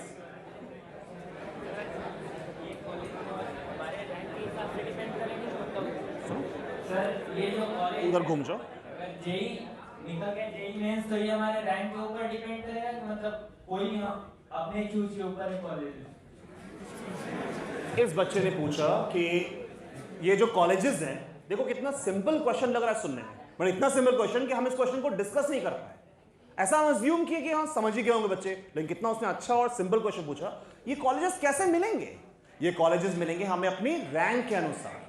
तो जैसा रैंक वैसा कॉलेज, यानी हर कॉलेज का अपना एक स्टेटस होगा, वो उस रैंक पर मिलेगा। जैसे आईआईटी बॉम्बे का कंप्यूटर साइंस इंडिया का highest rated college plus course है, तो नेचुरली जे एडवांस का टॉप मोस्ट रैंक कहां जाना चाहेगा? आईआईटी बॉम्बे, और कंप्यूटर साइंस पढ़ना चाहेगा। बोलो बेटा, तुम भी आ जाओ इधर। हाँ बोलो, कैसे जाएंगे? कहां पे जाएंगे बेटा? आईआईएससी में कैसे जाएंगे? उस बच्चे ने पूछा आईआईएससी में कैसे जाएंगे, यानी Indian institute of science Bangalore में कैसे जाएंगे? उस कॉलेज में भी आप जाएंगे जेईई एडवांस्ड के थ्रू। आप आईआईएसईआर में कैसे जाएंगे? ये भी कॉलेजेस हैं, टॉप रेटेड स्टडी इंस्टीट्यूशंस हैं ये। तो आप आईआईएसईआर में कैसे जाएंगे? उसमें भी जाएंगे जेईई एडवांस्ड की रैंक से। तो बच्चों यहां तक हम लोग की बात हो गई। अब हम लोग जान लिया जाए किस पर, जैसे जेईई मेन में अगर आपकी rank all India rank JEE main में मिलती है बच्चों, पहले यहां नीट बताते हैं। नीट के बच्चों को जाना होता है, असल में उन्हें जाना होता है और जाना वो चाहते हैं गवर्नमेंट मेडिकल कॉलेजेस में, वो जाना चाहते हैं। अब गवर्नमेंट मेडिकल कॉलेजेस की अलग अलग रेटिंग और रैंकिंग होती है। जैसे सबसे ऊपर की रेटिंग्स में एम्स आते हैं, और इंडिया में 20 एम्स हैं। जैसे हर आईआईटी का रैंक बराबर नहीं होता, वैसे हर एम्स का रैंक भी बराबर नहीं होता। उस तरह एम्स की तरह कॉलेजेस होते हैं जिपमर के, इनके अलग अलग 2 कैंपसेस हैं जिपमर। इनके बारे में और पढ़ोगे तो समझ में आएगा। उसके एम्स, जिपमर, इसके बाद और रिप्यूट कॉलेजेस में आता है AFMC, armed force medical college. इसके बाद ढेरों और गवर्नमेंट कॉलेजेस होंगे। अगर हम गलत नहीं है तो शायद मतलब पूरे कॉलेजेस मिलाकर हो सकता है। सर कितने कॉलेजेस पूरे आपको दिखाई पड़े थे एमसीसी के उस पर? कुछ शायद, हाँ वेबसाइट पर मेडिकल काउंसलिंग कमिटी की वेबसाइट पर कुछ 463 कॉलेजेस दिखाई पड़ रहे हैं ऑल, यानी कि सारे कॉलेज मिलाकर दिखाई पड़ रहे हैं मेडिकल के 463 कॉलेजेस। डिपेंड कर रहा है उसमें कौन सा कॉलेज किस रैंकिंग पर टिका हुआ है और कितने नीट मार्क्स के साथ आप वहां पहुंच पाएंगे। अब इसके साथ ये बात हो गई, नीट में गवर्नमेंट मेडिकल कॉलेज पाने के लिए आपको कम से कम अंदाजन आपको इतना मार्क्स कम से कम लेके आना पड़ेगा। कितना नंबर लेके आना पड़ेगा? 600 नंबर कम से कम आपको लेके आना पड़ेगा। और इससे नीचे आप कोई भी सबसे नीचे वाला गवर्नमेंट मेडिकल कॉलेज भी आप उम्मीद नहीं कर पाएंगे। अब डिपेंड करता है कि आप कितना अच्छा मार्क्स लेके आते हैं। जैसे कि अभी कैटजी के लास्ट ईयर के स्टूडेंट्स में एम्स पटना, एम्स देवघर में पढ़ने के लिए जो लास्ट ईयर का रैंक रहा, वो बच्चे रोहित सर जो पहले 3 बच्चे थे लास्ट ईयर के, ये जो 657 वाला बच्चा और ये 665 और 64 ये दोनों पढ़ रहे हैं, यानी 665 का जो बच्चा लास्ट ईयर का था कैटजी के नीट का, 665 का ये बच्चा जिसका नाम है कुलदीप पटेल, ये इसकी रैंक थी 2139, 2139। इस पे ये एम्स पटना में पढ़ रहा है। और 664 वाला बच्चा जिसकी रैंक कुछ 2330-32 रैंक है, ये पढ़ रहा है एम्स देवघर में। अब आप अंदाजा लगा लीजिए कि आपको एम्स, इवन थोड़े लोअर एम्स में जाने के लिए भी, थोड़े लोअर, एम्स पटना एक अच्छा एम्स है, देवघर की रैंकिंग थोड़ी उससे और नीचे है, वहां पहुंचने के लिए आपको कितने मार्क्स चाहिए? तो आप देख रहे हैं लगभग 665, 660, 70, मतलब ये रेंज है। ये 680 वाली बच्ची है, ये एक इंडिया का बहुत फेमस कॉलेज है, जो जवाहरलाल नेहरू, ये जिपमर, वहां पढ़ रही है। तो इस तरह 680 यानी 720 में आपको एक अच्छा मेडिकल स्टूडेंट बनने के लिए आपको 650 नंबर के ऊपर रैंक एम करना चाहिए, कम से कम 600 नंबर के ऊपर फॉर दिस। और जेई मेन और जेई एडवांस्ड में जो जेई मेन होगा बच्चों, वो एग्जाम हमने कहा तुमसे कि वो कैसा एग्जाम होगा, वो परसेंटाइल बेस्ड होगा। परसेंटाइल बेस्ड का मतलब हुआ कैटजी का, ये देखो जनवरी का, इसके अंदर जेई मेन जनवरी का ये रिजल्ट इसमें था। ये पेज कितने बच्चों के पास है? ये पेज स्पेशली ये जो है ऐसा पेज है, कुछ इतने बच्चों के पास है? अगर नहीं होगा तो ये स्टोर से तुम लोग रिसीव कर लेना। ये बहुत काम देगा तुम्हें कुछ चीज जानने में, तुम्हारे टीचर्स के बारे में, रैंक के बारे में। ये देखो जेई मेन का जनवरी रिजल्ट है, इसमें जो पहला बच्चा है इसका रैंक, इसका परसेंटाइल दिखाई पड़ रहा है जेई मेन जनवरी में 99.8372 ऐसे दिखाई पड़ रहा है। अच्छा बताओ, जेई मेन में अगर परसेंटाइल है तुम्हारे पास 99.8372 और ऐसे 7 तक, आगे 7 डिजिट्स तक ये परसेंटाइल जाता है, तो बताओ कि तुम्हारा ये परसेंटाइल कैसे रैंक में कन्वर्ट होगा? किसी बच्चे को पता है कि परसेंटाइल रैंक में कैसे कन्वर्ट होता है? एम्स में भी, नीट में भी परसेंटाइल आता है, लेकिन साथ में मार्क्स भी आता है, रैंक भी आता है। लेकिन जेई मेन तो मार्क्स अनाउंस ही नहीं करता है, सिर्फ परसेंटाइल अनाउंस करता है। परसेंटाइल रैंक में कैसे कन्वर्ट होता है किसी एक बच्चे को पता है क्लास में?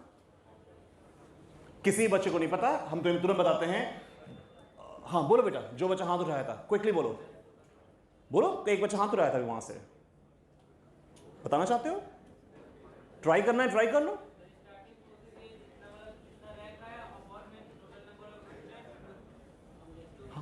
हाँ हाँ, बहुत अच्छा कि पूरे इतने बैच में कोई एक बच्चा इतना भी बताया। बैठो, बोलो बोलो बेटा बोलो। अरे वाह, क्या कर देंगे? 100 में से माइनस कर देंगे। तो 100 में से 99.83 को माइनस करो, कितना आएगा? 100 में से 99.83 को माइनस करो, तो कितना आ जाएगा? कुछ 0 पॉइंट समथिंग आना चाहिए ना? क्या आएगा? 0 पॉइंट, ठीक से बोलना यार, 17। तुम चलो 99.8 पकड़ लिया जाए, 83 छोड़ो, 99.8। अब बताओ कितना है? 99 ठीक चल रहा है ना?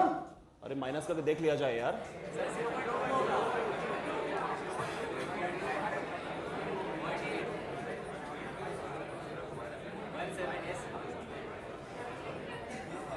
ठीक है ना? सो 0.17 लिख दिया जाए इसको, 0.17।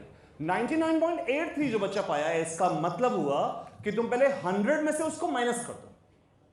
कितना बचा? 0.17। अब क्या मानो तुम 100 सारे बच्चों को 100% मान लो क्या वही हुए ही वो। अब हम लोग अप्रॉक्स समझने के लिए, आसान समझने के लिए 11, कितने बच्चे जेई मेन देते हैं? 11 लाख। 11 लाख छोड़ो, इजी टर्म समझने के कैलकुलेशन के 10 लाख पकड़ लिया जाए। 10 लाख पकड़ो, इजी रहेगा। 10 लाख बच्चे हो गए। 10 लाख का 1% कितना होता है? नहीं, 10 लाख का 0.17 कितना होता है? 10 लाख का 0.17 कितना होता है परसेंट? 17। एक बच्चे ने कहा, बैठ जाओ बेटा तुम, एक बच्चे ने कहा 1700। सही कहा, एकदम सही। 10 लाख का 1% कितना होता है? 10 लाख का 1% कितना होता है? 10 लाख का 1%, 10,000। बोलो कितना हुआ? 10,000 ना? 10 लाख का 1% हुआ 10,000। जिसका 99 परसेंटाइल आया, ऐसे समझो तुम 100 में से माइनस कर दो, जितना परसेंटाइल आया वो उतने परसेंट एप्लीकेंट्स के ऊपर खड़ा है और ऊपर से नीचे खड़ा है। यहां अगर किसी का 99 आया है तो बताओ वो कहां खड़ा है? 99% एप्लीकेंट से ऊपर। तो 10 लाख का 99% होता कितना है भाई? 10,000 माइनस कर दो, तो 10 लाख माइनस 10,000, तो यानी 10,000 बच्चे टॉप पे हैं। बोलो, समझ आ रही मेरी बात? टॉप 1%, यानी वो टॉप 1% के यहां खड़ा हुआ है। एग्जैक्ट कहां खड़ा है? फिर से बोलो, 99 के ऊपर, टॉप 1% ये रहे, टॉप 1% के यहां बॉटम पे खड़ा है। तो यानी जिसकी 99.00 परसेंटाइल आई होगी, उसकी रैंक कितनी आनी चाहिए? लगभग 10,000 आनी चाहिए। तो इसकी रैंक लगभग कितनी आनी चाहिए? 99.83 था, 0.17 है, मतलब अप्रॉक्स 1700 के आसपास रैंक आनी चाहिए। यानी हम इस बच्चे की रैंक का एक अंदाजा लगा सकते हैं कि नहीं? अब बोलो, अब अगली बार तुम जेईई मेन का रिजल्ट देखोगे तो आप समझ जाओगे देख के। आप किसी भी कोचिंग का ऐड देखोगे तो उसका परसेंटाइल, अगर रैंक देख लिए तो परसेंटाइल का अंदाजा लगा लोगे। बोलो, किसी भी कोचिंग का ऐड देखोगे, कैसे जानोगे कि किस कोचिंग का ऐड अच्छा होता है, बुरा होता है? रैंक 1 2 3 देख के थोड़ी कोचिंग का सिलेक्शन किया जाता है। परसेंटाइल देख के, प्रोबेबिलिटी ऑफ सिलेक्शन देख के, जो बच्चा रैंक 1 2 3 पाएगा वो तो एक ही बच्चा रैंक 1 पाएगा, एक ही बच्चा रैंक 2 पाएगा, एक ही बच्चा रैंक 3, पर एग्जाम तो 10 लाख लोग देंगे ना, तुम्हारी भी तो कोई रैंक होगी उसमें, कोई रैंक। तो कैसे जाना जाए कि मेरा, यानी एक कोचिंग का सिलेक्शन करते वक्त उसके रिजल्ट को देखना चाहिए, ना सिर्फ देखना चाहिए बल्कि उसको एनालाइज करना चाहिए। क्या करना चाहिए? एनालाइज करना चाहिए। और उसके बाद उस कोचिंग के सिलेक्शन परसेंटेज को देखते हुए अपनी सिलेक्शन प्रोबेबिलिटी को चेक करना चाहिए। क्या चेक करना चाहिए? अपनी सिलेक्शन प्रोबेबिलिटी को। कैसे जानेंगे आप? अगर आपको यह अंदाजा लग जाए कि उस कोचिंग से लगभग कितने स्टूडेंट्स एग्जाम दे रहे हैं, तो एक बहुत क्रिटिकल बात तुम्हें बताने जा रहे हैं हम, कितने लगभग स्टूडेंट्स एग्जाम दे रहे हैं और कितने लगभग स्टूडेंट एक सर्टेन, ये बात नीट वाले पर भी अप्लाई हो रही है और जेईई वाले पर भी, और लगभग कितने बच्चे कितनी रैंक कैटेगरी में स्टैंड कर रहे हैं, इस बात का अंदाजा अगर हमें लग जाए तो हम ये जान जाएंगे कि अगर इस कोचिंग के पढ़ने वाले मिले जुली स्ट्रेंथ में से लगभग इतने लोग सिलेक्ट होते हैं तो मेरा भी प्रोबेबिलिटी, अगर मैं पढ़ने में ठीक ठाक बच्चा हूं तो मेरी प्रोबेबिलिटी इतनी हो सकती है। Do you understand this point? ये बहुत बारीक पॉइंट है अपने कोचिंग इंस्टीट्यूट सिलेक्ट करने का, और ये होना चाहिए। जनरली हम सब इतना फाइन ना सोच पाते हैं, ना कैलकुलेट कर पाते हैं, ना मेजर, और पहली बात मेजर क्यों नहीं कर पाते? क्योंकि हमें मेजर करने के जो स्टैंडर्ड्स हैं, पैरामीटर्स हैं, उन्हीं का ज्ञान नहीं है। अभी तो हमने सीखा है कि परसेंटाइल होता क्या है, तो हम किसी कोचिंग का रिजल्ट को कैसे एनालाइज करेंगे? अगर हमें परसेंटाइल निकालना ही नहीं आता होगा तो अभी निकालना सीख गए हम लोग। अब बताओ, इस बच्चे का अगर रैंक आना चाहिए था तो इस बच्चे का रैंक कितना आया? आओ हम लोग इसको एक बार जरा देख लें। ये देखो, इस अखबार में जेईई मेन का जब जनवरी का रिजल्ट छपा था न्यूज़पेपर में, तो ये देखो ये बच्चा, अच्छा बताओ जनवरी में रैंक क्यों नहीं लिखी है? बोलो, अब तो बता सकते हो। क्योंकि जेईई मेन जनवरी में जब रैंक कैसे आएगी? जब परसेंटाइल आया हुआ है, फिर अप्रैल का एग्जाम देगा, फिर उसकी परसेंटाइल आएगी, फिर दोनों में से जो ज्यादा वाली होगी वो किस में कन्वर्ट हो जाएगी? रैंक में। बोलो, क्लियर हो रहा है? तो इस बच्चे का अगर जनवरी का रिजल्ट है तो इसमें पहले बच्चे का परसेंटाइल अगर दिख रहा है 99.83, फिर दिख रहा है 99.72, 6, 7, 5, 2, ये सब 99 वाली कैटेगरी चल रही है, कैटेगरी, फिर 99, 99, 98 चल रहा है। ये रिजल्ट अखबार में पब्लिश तो बस थोड़े टॉप बच्चों का ही किया जाता है ना भाई, सारे बच्चों का रिजल्ट तो पब्लिश नहीं कर पाएंगे आप, इसलिए पकड़ लिया था। चलो भाई 98 तक के बच्चों को चलो पकड़ लो। 98 तक के बच्चे कितने रैंक के बच्चे हो गए? जल्दी बोलो, 98 परसेंटाइल के बच्चे कितने रैंक के बच्चे हो गए? अरे अंदाजन 20,000 बच्चे हुए, और क्या। तो माना जाए अंदाजन चलो 20,000 बच्चों की रैंक तक के बच्चों को पकड़ लिया जाए।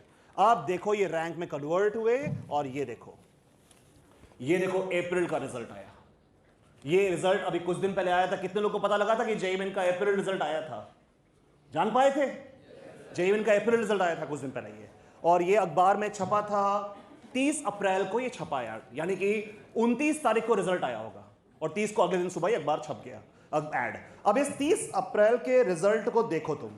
वो जो बच्चा था वैभव प्रकाश, जो पहला बच्चा था, हो सकता है अभी भी कैंपस में बैठ के पीछे के रूम में चुपचाप मास्क लगा के और एडवांस की सेल्फ स्टडी कर रहा है।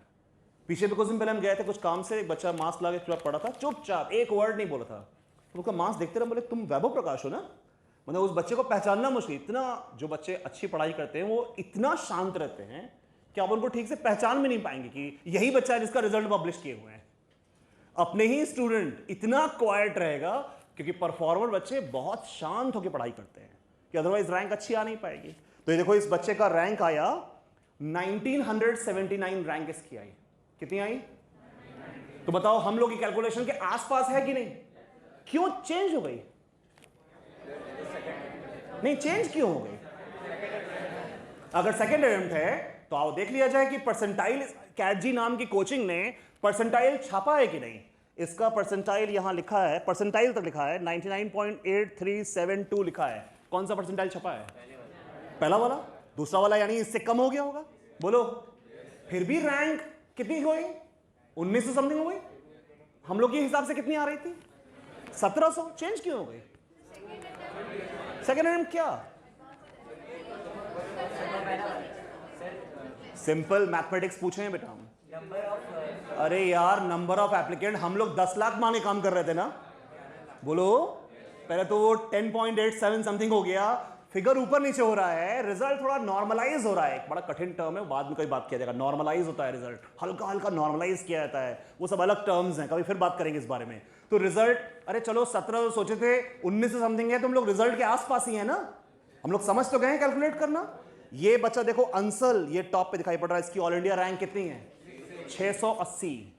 जनरल, ये सारी जनरल कैटेगरी की रैंक्स है।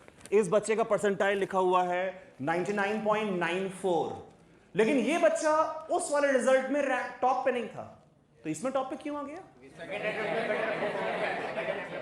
बोलो, क्योंकि इसने सेकेंड अटेम्प्ट में अपना परसेंटाइल इंप्रूव कर दिया होगा। इस रिजल्ट में ये चौथा बच्चा, पांचवा, एक स्पर्श सिंह 12th का बच्चा है फाउंडेशन का, इसका है 99.77, लेकिन ये बच्चा उस वाले रिजल्ट में कहीं है ही नहीं। अचानक बीच में कैसे आ गया? सेकेंड अटेम्प्ट में परसेंटाइल इंप्रूव कर ले गया। कुछ समझ आ रहा है ये बात? कैसे परसेंटाइल, कुछ बच्चे हल्का हल्का सेकेंड में आके नीचे हो गए, और क्योंकि सेकेंड नहीं नीचे हो, क्योंकि कुछ बच्चे उनसे और अच्छा कर लिए होंगे, तो रैंक में ऊपर नीचे हो गए। ये पूरा बेटा, इसे कहते हैं ऑल इंडिया रैंक को पब्लिश करना और यहां अखबार में दिखाना, और न्यूज़पेपर में तुम्हारा जो रिजल्ट आता है, ये दो चीजों को आपस में मिलाने पर आप इसको जान पाते हैं। Application number plus date of. अभी भी अगर तुम जेईई मेन नहीं, एनटीए की वेबसाइट पे जाओगे तो वहां पे तुम्हें जेईई मेन 2023 का रिजल्ट दिखाई पड़ेगा। आज भी तुम घर जाके इसको कर सकते हो। देखो, खोलो, अवेयरनेस बढ़ाओ अपना। उसमें तुम जब खोलोगे तो बोलेगा ये दो चीज डालिए। क्या क्या डालिए? एप्लीकेशन नंबर और डेट ऑफ बर्थ डालिए। तो कैटजी का रिजल्ट, जेईई मेन का जनवरी का रिजल्ट और जेईई मेन का अप्रैल का रिजल्ट, इन दोनों रिजल्ट में हर एक रिजल्ट पे इस बच्चे का एप्लीकेशन नंबर लिखा है और डीओबी लिखा है। हर एक रिजल्ट में यहां पे एप्लीकेशन नंबर लिखा है और डीओबी लिखा है, यानी कैटजी का एक एक रिजल्ट खोल के चेक किया जा सकता है। यानी कैटजी ने जो रिजल्ट पब्लिश किया है, इसके ऑथेंटिक होने का या सही होने का क्या अपने आप में प्रमाण है कि उसने सारे डिटेल्स यहां पे वेरीफाइबल तरीके से दिए हैं कि आप ओपन करें और रिजल्ट को चेक कर लें कि जो डिटेल्स हैं ये बच्चा सही है, गलत है कौन ये बच्चा। बनारस में, और एक और बात, बनारस में एक और कोचिंग है, उसका नाम है ओरिजिन्स। इस कोचिंग को कितने लोग जानते हैं? Very good. ये रिजल्ट ओरिजिन्स ने पब्लिश किया था, अप्रैल का रिजल्ट 30 अप्रैल के अखबार में। ओरिजिन्स के इस एड में इनका पहला बच्चा दिखाई पड़ रहा है 798 ऑल इंडिया रैंक के साथ, 798। फिर उनका आगे दिख रहा है कुछ 1100, मतलब लगभग 1200, 3300, 4500, 4800 सब चल रहा है। हर रिजल्ट में एप्लीकेशन नंबर लिखा हुआ है। हमें एप्लीकेशन नंबर चाहिए। एक ही बच्चे का डीओबी नहीं है, एक भी बच्चे का डीओबी नहीं है, नॉट अ सिंगल चाइल्ड। यानी एक भी बच्चे का रिजल्ट आप चेक नहीं कर सकते, एक भी चेक नहीं कर सकते। जब आप एक भी रिजल्ट चेक ही नहीं कर सकते, कुछ भी नहीं जान सकते इसके बारे में कि ये जो लिखा है ये बात सही है गलत है, तो आप कैसे, how can you trust a result अगर आप किसी एक चीज को भी यहां पे चेक ही नहीं कर सकते। Did you understand? ये बात तुम्हें इसलिए बताई जा रही है ताकि तुम समझ सको। अगर अगर हमारा सिलेक्शन सही है तो भी अच्छा, अगर सिलेक्शन पर और फेथ रहे तो और अच्छा। जैसे कोचिंग हम करते हैं और अगर फेथ बढ़ता है तो अंदर से कॉन्फिडेंस फील होता है ना कि yes I am doing right. अच्छा आगे देखो, ये बनारस की एक और कोचिंग है JRS, इसको कितने लोग जानते हैं? तो JRS के रिजल्ट में पहले बच्चे का कुछ रैंक दिख रहा है 685, फिर दिख रहा है 827, फिर 914, फिर उन्होंने यहाँ बीच में कुछ फिजिक्स का परसेंटाइल लिख दिया, वो छोड़ते हैं। फिर यहाँ से 2100, 2900, 3200, 4100 एंड ऑल दिस रैंक चल रहा है आगे। क्या इनके रिजल्ट में एप्लीकेशन नंबर और DOB हर बच्चे का है? The answer is yes, her result पे एप्लीकेशन नंबर और DOB है। अब यानी कि ये रिजल्ट वेरीफाइबल है?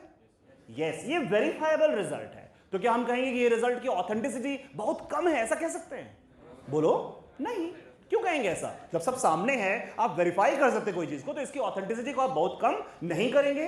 अगली बात, JRS से ने यहां लिखा है बच्चों, अब एक बात और, कैटजी के हर बच्चे, सब प्लीज को उठाइएगा, कैटजी के हर स्टूडेंट पे तुम लोग किस क्लास में पढ़ते हो? तुम जब एग्जाम दोगे तो तुम 12th पास बच्चे होगे? बोलो। 12th पास बच्चे को बोला जाता है फाउंडेशन। नीट बच्चे तुम लोग भी सुनते रहना। और जो बच्चे फाउंडेशन पास कर लेते हैं एक साल, टारगेट बैच करते हैं। समझ लो मेरी बात? टारगेट उनको कहा जाता है टारगेट। तो ये जो रिजल्ट है, अगर हमको ये जानने का मन कर रहा है तुम बच्चों को, पेरेंट्स को, कि मेरा बच्चा 12th पास करके एग्जाम देगा तो उसके निकलने की प्रोबेबिलिटी कितनी है? बोलो। मन होता जानने का ना, 12th वाले कितना देते हैं, टारगेट वाले कितना निकलते हैं। ये बात नीट वाले बच्चों को जानने का मन करेगा, इनको मन करता है अंदर से। तो किसी कोचिंग से कैसे जाना जाए उस कोचिंग में जाकर लड़ाई झगड़ा किए बिना? कैसे जाना जाए? कैटजी के हर रिजल्ट पे लिखा है foundation, foundation, foundation, target, foundation, foundation, target, foundation, foundation. एक एक बच्चे पे लिखा है कि कौन सा बच्चा फाउंडेशन का है और कौन सा बच्चा टारगेट का है। क्या ओरिजिन्स इस बारे में कोई जिक्र करता है? और क्या JRS इस बारे में कोई जिक्र करता है? The answer is no. तो जब कोई कोचिंग ने अपने बैच के कौन सा बच्चा किस बैच का है इसके बारे में कोई डिस्कशन ही नहीं कर रहा है, तो एक कोचिंग की अगेन मेरी प्रोबेबिलिटी कितनी क्या है ये जानने का कोई तो तरीका होना चाहिए। तो क्या कैटजी का रिजल्ट देख के इसको समझाया जा सकता है? यस, समझाया जा सकता है। तो तुम जाकर इस रिजल्ट को अभी भी कैटजी के वेबसाइट पर भी देख सकते हो, न्यूज़पेपर तो है ही, वेबसाइट पर अवेलेबल है, और तुम चेक भी कर सकते हो और अपनी प्रोबेबिलिटी देख सकते हो कि मैं अगर 12th पास के बाद दूंगा तो मेरी प्रोबेबिलिटी कितनी हो रही है। ये बात जानकर बताओ, एक जानकारी बढ़ रही है। अगली बात देखो, तुम जानते हो JRS कोचिंग में खूब भीड़ है। ओरिजिन्स कोचिंग में भी मजे की भीड़ है, खूब भीड़ है। तो जैसे अभी जैसे ओरिजिन्स कोचिंग में इस वक्त ही टारगेट के करीबन, जहां तक मेरी जानकारी है, 3-4 बैच फुल हो चुके हैं टारगेट बैच के, और JRS में भी खूब भीड़ है। कभी गए होगे अगर तुम, या कभी तुम्हारे कोई परिचित पड़े हो, खूब भीड़ है। JRS से करीबन अगर हमारा अंदाजा सही है, कम से कम 3500 बच्चे, 3600 बच्चे से 4000 बच्चे के आसपास करीबन इतने बच्चों को एग्जाम देना चाहिए, JEE मेन का अटेम्प्ट अपियर करना चाहिए। अच्छा, कौन से बच्चे अपियर करते हैं? 12th पास और टारगेट, यही दोनों तो अपियर करेंगे। बोलो, क्या तुम लोग JEE मेन दोगे क्या? अभी नहीं, अभी कैसे दोगे यार? तो 12th पास और टारगेट बच्चे जब एग्जाम देते हैं तो उनको कहते हैं 12th और टारगेट हो गए। करीबन 3500 बच्चे अगर एग्जाम दिए, 3600 बच्चे एग्जाम दिए, JRS ने क्लेम, अच्छा इन्होंने पहले कुछ ओरिजिन्स में कुछ लिखा ही नहीं यहां पे कि उनके पास 25 के अंदर कितने बच्चे हैं। यहां कुछ उन्होंने लिखा है, यहां कुछ लगभग 30-35 बच्चे होंगे, ये 35 बच्चे। JRS ने यहां लिखा है कि उनके पास 25,000 के अंदर 75 बच्चे हैं। पब्लिश किया है 17-18 हजार तक पब्लिश किया है। 25,000 के अंदर बोला है, एटलीस्ट मुंह से बोला है, माना जाए सब सच बोल रहे हैं वो। 75 बच्चे उनके पास हैं 25,000 के अंदर। इन्होंने 20,000 के अंदर कुछ 35-35 बच्चे पब्लिश किए हैं, और कैटजी ने 28 बच्चे पब्लिश किए हैं, 28 बच्चे या 30 बच्चे लगभग, एग्जैक्टली गिन जाएगा यहाँ, विद इन कुछ 22,000 रैंक तक, यानी 25,000 के अंदर अंदर में पब्लिश किए हैं 28 बच्चे। कैटजी में लास्ट ईयर बच्चे थे मॉर्निंग बैच में, जैसे इस साल तुम लोग भी पढ़ रहे हो, यही तो मॉर्निंग बैच है ना। लास्ट ईयर जो 12th एग्जाम दिया है, 12th जो दिया उसमें कुछ 218 लोग एग्जाम दिए, मतलब थे, टोटल स्ट्रेंथ थी 218 भी, सॉरी, उसमें बायोलॉजी बच्चे 50 होते, यानी कि 218 में से पहले क्या किया जाए, 50 को माइनस कर दिया जाए, टोटल स्ट्रेंथ थी। इवनिंग में, इवनिंग और टारगेट मिलाकर हो सकता है कि 90 से 100 बच्चे इवनिंग और टारगेट मिलाकर पढ़ते हो। तो अगर हम लोग करीबन 160 बच्चे रफली मॉर्निंग पकड़ लो, शाम के पकड़ लो 100 बच्चे, तो और माना जाए कि सबने एग्जाम दिया, जबकि सब एग्जाम देते नहीं है, तो कितनी स्ट्रेंथ ने एग्जाम दिया होगा कैटजी से? 260 वाट बच्चे, 270, 260 ये एग्जाम दे सकते हैं ना। 260-70 में से 28 बच्चे यहां पब्लिश्ड हैं, विद इन 25,000 रैंक के अंदर पब्लिश्ड हैं। ये परसेंटेज कितना है? जरा परसेंटेज बताओ, परसेंट बताओ, परसेंट। 28 बच्चे आउट ऑफ 260, अरे चलो इजी कैलकुलेशन के लिए उसको 280 पकड़ लिया जाए ना, अप्रॉक्स, इजी कैलकुलेशन के लिए। 28 बच्चे आउट ऑफ 280, कितने बच्चे? 10% बच्चे आउट ऑफ 280, यानी अब जरा एक बार देख लिया जाए कि 280 में से 28, समझने के लिए इजी लिख रहे हैं, इधर जरा एक बार कैलकुलेशन करो, इसका परसेंटेज निकालो, एक बार कैलकुलेशन निकाल लो, और हम बता दें कि जेआर ओरिजिन्स का मतलब अप्रॉक्स हम बता रहे हैं, अप्रॉक्स। इनका भी रफली निकाल लो, कितना हुआ यार, बताओ, इनका कितना हुआ? 2 पॉइंट, तो चलो इसको रफली, अरे इजी समझने के लिए 2% बोल लेते हैं, इसको इजी समझने के लिए। अच्छा एक बार, हम लोग ये सब बातें हाइपोथेटिकल कर रहे हैं या स्टैटिस्टिक्स पर कर रहे हैं? ये हाइपोथेटिकल बात नहीं चल रही भाई, रिजल्ट सामने है। और इनका बता दो 1.4, चलो इसको 1.5 बोल लेते हैं।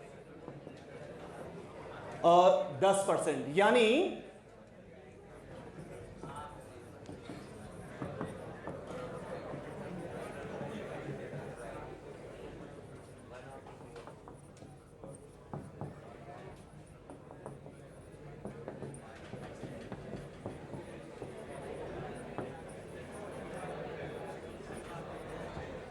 ये बात सही लिखी हुई है, यानी हर 10 में से एक बच्चा कितनी रैंक में रहा?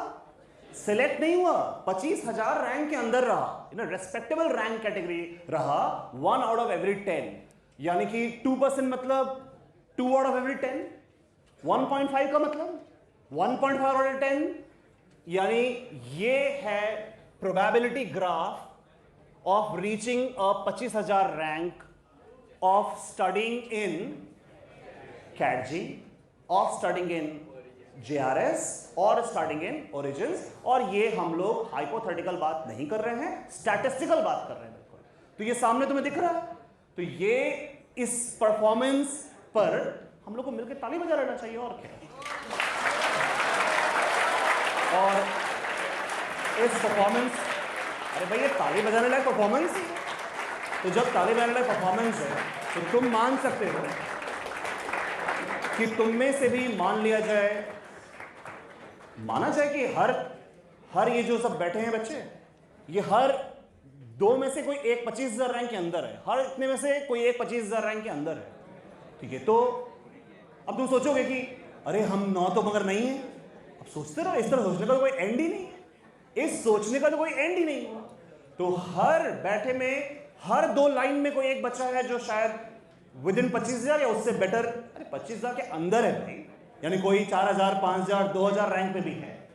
तो ये प्रोबेबिलिटी ऑफ सिलेक्शन होगा तुम सबका भी, अगर अपनी मेहनत को ऑन रखोगे, मेहनत से। और इसी बात के लिए भाई इतनी खुशी की बात है तो हम लोग थोड़ा 5 स्टार खा लिया जाएगा और खुश हो लिया जाएगा। भाई कुछ तो खुश होने का रीज़न है ही हमारे पास। हाँ बेटा बोलो तुम। तब तक इस बीच जो तक क्वेश्चन पूछ रहा है तब तक रमेश गिरी जी आप लोग बल्कि बच्चों को 5 स्टार पकड़ाते रहेंगे ना, तो वो बच्चे 5 स्टार खाते भी रहेंगे। और अब तुम ये देखो सीरियस बच्चा खड़ा हुआ है, ये अपना एक सीरियस क्वेश्चन पुट करेगा और हम ट्राई करेंगे इसे क्वेश्चन का पूरा पूरा आंसर करें। तुम आके पूछोगे, वहीं से पूछोगे। वो कुणाल एक बार प्लीज ये जरा माइक उस बच्चे को देना।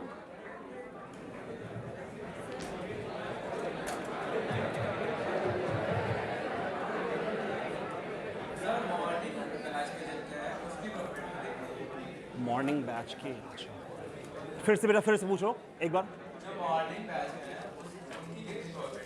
ठीक है माइक।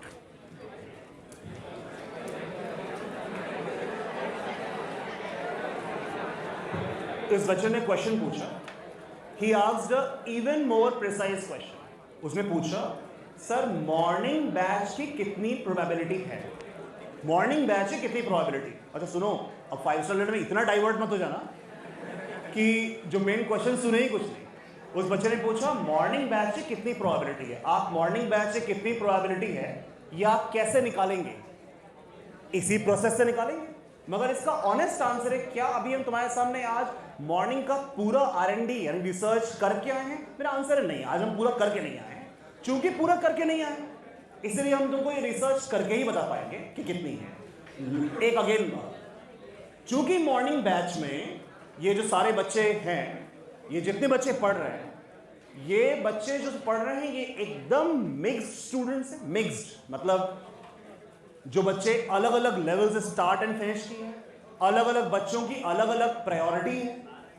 कई बच्चे ऐसे होंगे, ढेरों बच्चे जो अपने को बोर्ड पे सेटिस्फाई करना चाहेंगे, बहुत बच्चे ऐसे जो जेई मेन एडवांस के नीचे सेटिस्फाई नहीं होना चाहेंगे। तो जो परसेंटेज होगा वो मॉर्निंग बैच का काफी हेट्रोजेनस हो सकता है। हेट्रोजेनस मतलब मिला जुला हो सकता है, क्योंकि हर बच्चे का जो प्रायोरिटी लेवल होगा और पढ़ाई का लेवल होगा वो अलग अलग हो सकता है। पर तुमने जो क्वेश्चन पूछा उसको स्टैटिस्टिकल आंसर तुम्हें हम कर देंगे।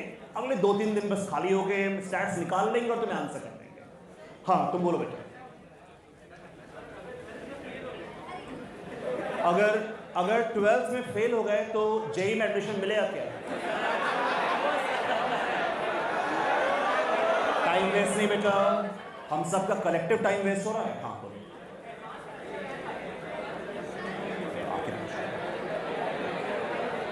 नीट वाले बच्चों बस एक सेकंड बेटा, एक सीरियस क्वेश्चन पूछ रहा हूँ ना। सर एडवांस का सर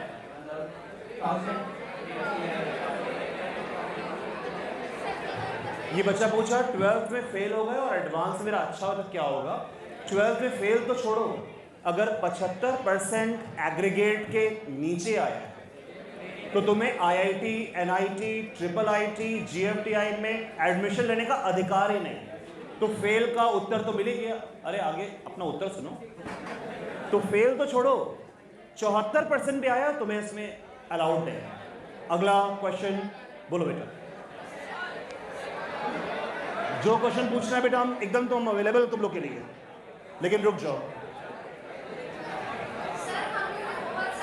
माइक और पास लाओ। सर हम लोगों ने बहुत सारे मतलब इंस्टीट्यूट है जिनके एडवर्टाइजमेंट देखे हैं, उसमें से एक इंस्टीट्यूट है जिसका एडवर्टाइजमेंट मैंने देखा था, जिसके जो स्टूडेंट्स थे ऑल इंडिया रैंक 100 में 35 स्टूडेंट्स उसमें थे और सबकी परसेंटाइल 100 परसेंटाइल थी।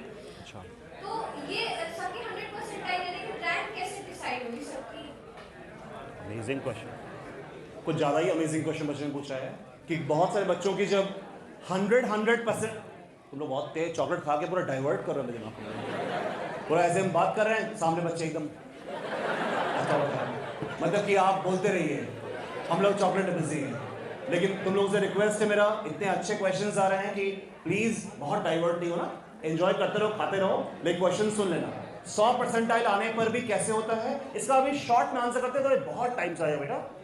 अलग सेम परसेंटाइल होने पर भी जेई अपना एक क्राइटेरिया बना के रखती है कि कितनी सब्जेक्ट के किस परसेंटाइल ऊपर नीचे होने से हम उसका रैंक ऊपर नीचे कर देंगे। तो मैथ्स का, फिजिक्स का, केमिस्ट्री का, इस अनुसार वो ऊपर नीचे कर देती है। डिसाइडिंग मैथ्स होता है क्या? डिसाइडिंग क्या होता है ये स्लाइटली हम भूल रहे हैं, प्रोबेबली फिजिक्स होता है, बस हम थोड़ा सा भूल रहे हैं इस पॉइंट को, तुम्हें चेक करके बताएंगे। बोलो बेटा। वो डेटा को इवनिंग से कर देंगे, ऑफ कोर्स कर देंगे। इस बच्चे ने बोला कि प्लीज उस स्टैटिस्टिकल प्रोबेबिलिटी को इवनिंग से भी कंपेयर कर दीजिए। I do it. हाँ बोलो बेटा। हाँ एक मिनट बेटा, जस्ट अ मिनट।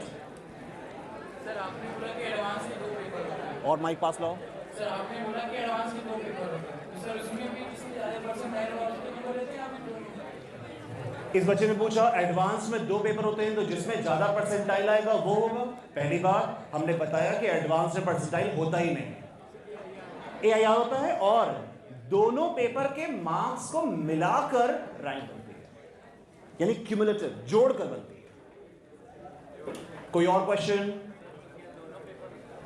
क्या दोनों पेपर? हाँ दोनों पेपर मिला के 360 होगा कि मतलब दोनों पेपर मिलाकर 360 होगा या एक होगा? दोनों अलग अलग? दोनों 360 के 360 के। हाँ नेक्स्ट। माइक दो उसको बेटा। सर अगर वैसे जेई में और पास। सर जेई में 2 अटेम्प्ट्स होते हैं, एक जनवरी और एक अप्रैल अटेम्प्ट। सर अगर हम लोग जनवरी अटेम्प्ट से सेटिस्फाइड है रैंक से, तो सर ये मतलब कि अप्रैल अटेम्प्ट हम लोग दें, ये जरूरी है कि नहीं? जेई मेन के जनवरी के परसेंटाइल से हम संतुष्ट हैं, तो हम जेई मेन का अप्रैल अटेम्प्ट देना छोड़ना चाहें तो छोड़ सकते हैं कि नहीं? आपको जेई मेन कहीं से मजबूर नहीं करती है, मगर दोनों अटेम्प्ट में से किसी एक को भी छोड़ना बेवकूफी होगी, एकदम बेवकूफी होगी। आपको दोनों देना चाहिए। जैसे कई बच्चे जब 99.89 रैंक पहुंच जाते हैं तो फिर वो एडवांस पर फोकस करने लगते हैं और मेन वाले पोर्शन को फिर ज्यादा, जैसे वैभव प्रकाश जो बच्चा दिखाया तुम्हें, वो कई बच्चे ऐसे कैटेगरी के थे जो मेन के बाद अगले अटेम्प्ट पे फोकस ही नहीं किए, वो फोकस करना शुरू कर दिए एडवांस। वो जान गए कि मेरा अब रैंक आ चुका है इसमें, अरे रैंक मेरा इसमें 2000 आए या 1900 आए या 1700 आए, ठीक है यार, हो गया ना, एक अच्छा एनआईटी मिल चुका है, अब आईआईटी को फोकस किया जाए। तो इस बार वैभव प्रकाश का परसेंटाइल लो हो गया। कई बच्चे ऐसे थे जो परसेंटाइल को इंप्रूव कर ले गए। तो छोड़ना बेवकूफी है, क्यों छोड़ेंगे आप? कोई और बच्चा इधर हाथ उठाया था कभी? यस सर थोड़ा बिट्स एंड एग्जाम के बारे में बताइए। इस बच्चे ने पूछा, इसने एक एग्जाम का नाम लिया है, उस एग्जाम का पहले नाम बताओ, पहले नाम क्या बोला उसने ये बताओ, तब तो बताएं उसके बारे में। उसने अभी हम बहुत डीप में तो नहीं जाएंगे उस पर, क्योंकि अगर हम लोग बात जब डीप में करने लगे तो शायद दोस्तों एक आध दिन बात करते रहे, एंडलेस। बस शॉर्ट में जान लो इसके बारे में कि इंडिया में, रमेश गिरी जी पेन चेंज करेगा मेरे जो, इंडिया में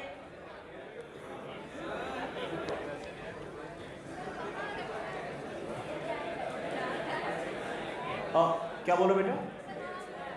नहीं बेटा, वो पेन का ढक्कन है खाली, पेन ये है। तो बच्चों क्या तुमने नाम सुना है Birla institute of technology and science? Birla institute of technology and science का कॉलेज का नाम होता है बिट्स।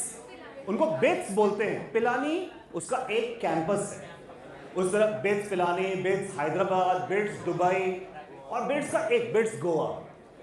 बिट्स के 4 कैंपसेस हैं और बिट्स अपने 4 कैंपसेस के लिए, बिट्स एक प्राइवेट कॉलेज है और बिट्स अपने प्राइवेट, इसलिए हमने उसका नाम यहां नहीं लिया था अभी, लेकिन बिट्स बड़े हाई प्रोफाइल कॉलेजेस हैं और अपने इतनी डिमांड है इन कॉलेजेस के पढ़ाई की, बहुत हाई लेवल पढ़ाई, अच्छा प्लेसमेंट। तो बिट्स अपने एग्जाम, अपना खुद का एग्जाम लेता है जिसका नाम है बिट्सैट। बिट्सैट का जो डिफिकल्टी लेवल और जो क्रेज है वो लगभग जेईई एडवांस जितना है, लगभग। एडवांस की मतलब पैरेलल में खड़ा हुआ एग्जाम अपनी रेटिंग पर खड़ा है बिट्सैट। बिट्सैट इसीलिए इंडिया में इसका अलग से नाम लिया था एग्जाम का, बिट्सैट का, जेईई मेन, जेईई एडवांस, बिट्सैट, अलग से नाम लिया था इसका। तो बिट्सैट एक 2, ये भी प्योरली ऑनलाइन एग्जाम है, 2 सेशन में कंडक्ट होता है, 2 बार जेईई मेन की तरह, दोनों बार अलग अलग आप उसमें लॉग इन या अप्लाई करते हैं, एग्जाम देते हैं। इसके अंदर लॉजिकल रीजनिंग, इंग्लिश भी पूछा जाता है। तो अभी बस हाँ, इंग्लिश ग्रामर क्वेश्चंस भी इसके अंदर आते हैं बिटसैट के। बाकी जेई में ये सब कुछ नहीं होता। क्या तुम लोगों ने नीट के बच्चे और जेई का डिस्कशन चल रहा है, नीट के बच्चों ने एक भी सवाल नहीं पूछा है। इसके दो अर्थ हैं, या तो नीट के बच्चे ग्रुप अतिरिक्त तेज है, दूसरा ऑप्शन मैं बोलूंगा नहीं, तो या तो आप अतिरिक्त तेज हैं इसलिए एक भी क्वेश्चन नहीं पूछ रहे हैं, मतलब जेई के बच्चे अपना सवाल पूछ रहे हैं इधर उधर। एक कोई बड़ा डिफरेंस कोई बताएगा नीट एग्जाम और जेई के एग्जाम में? एक बड़ा डिफरेंस।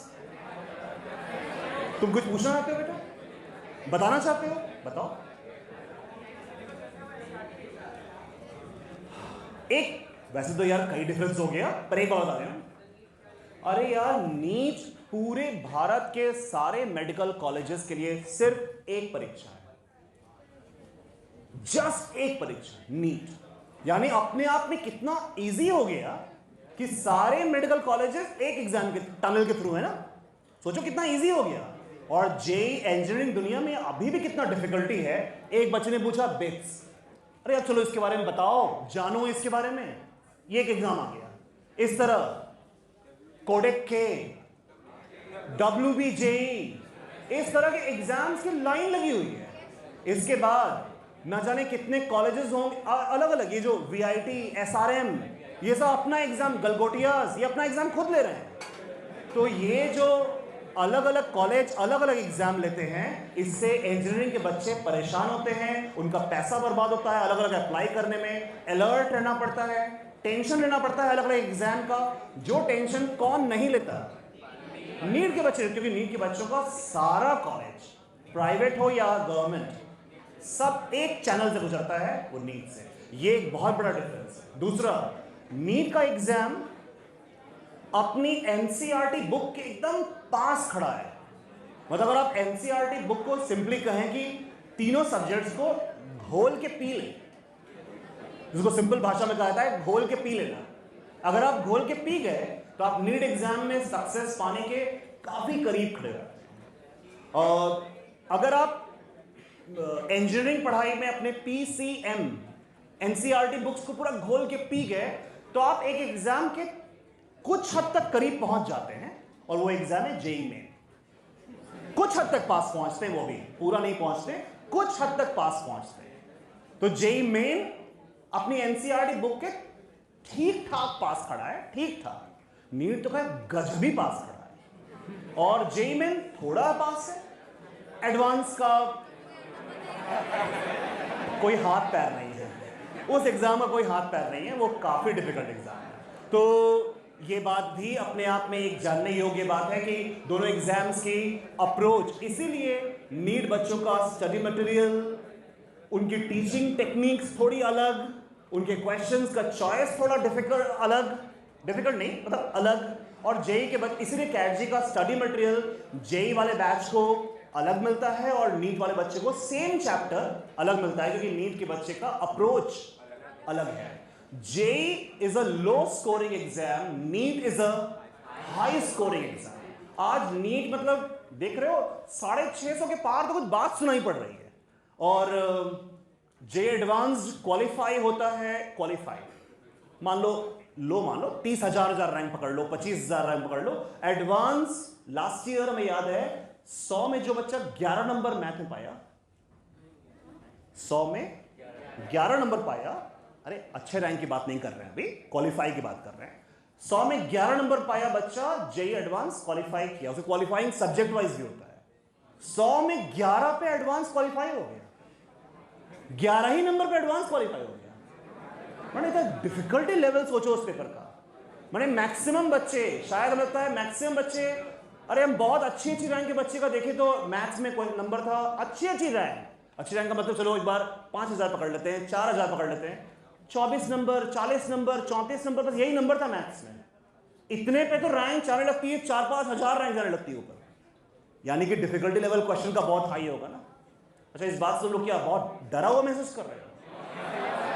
ये डरने की बात नहीं बेटा, ये अवेयरनेस बढ़ाने की बात है। अवेयरनेस यानी तुम्हें अपना अवेयरनेस हाई रखना है। जरा नीट बच्चों का जान लो।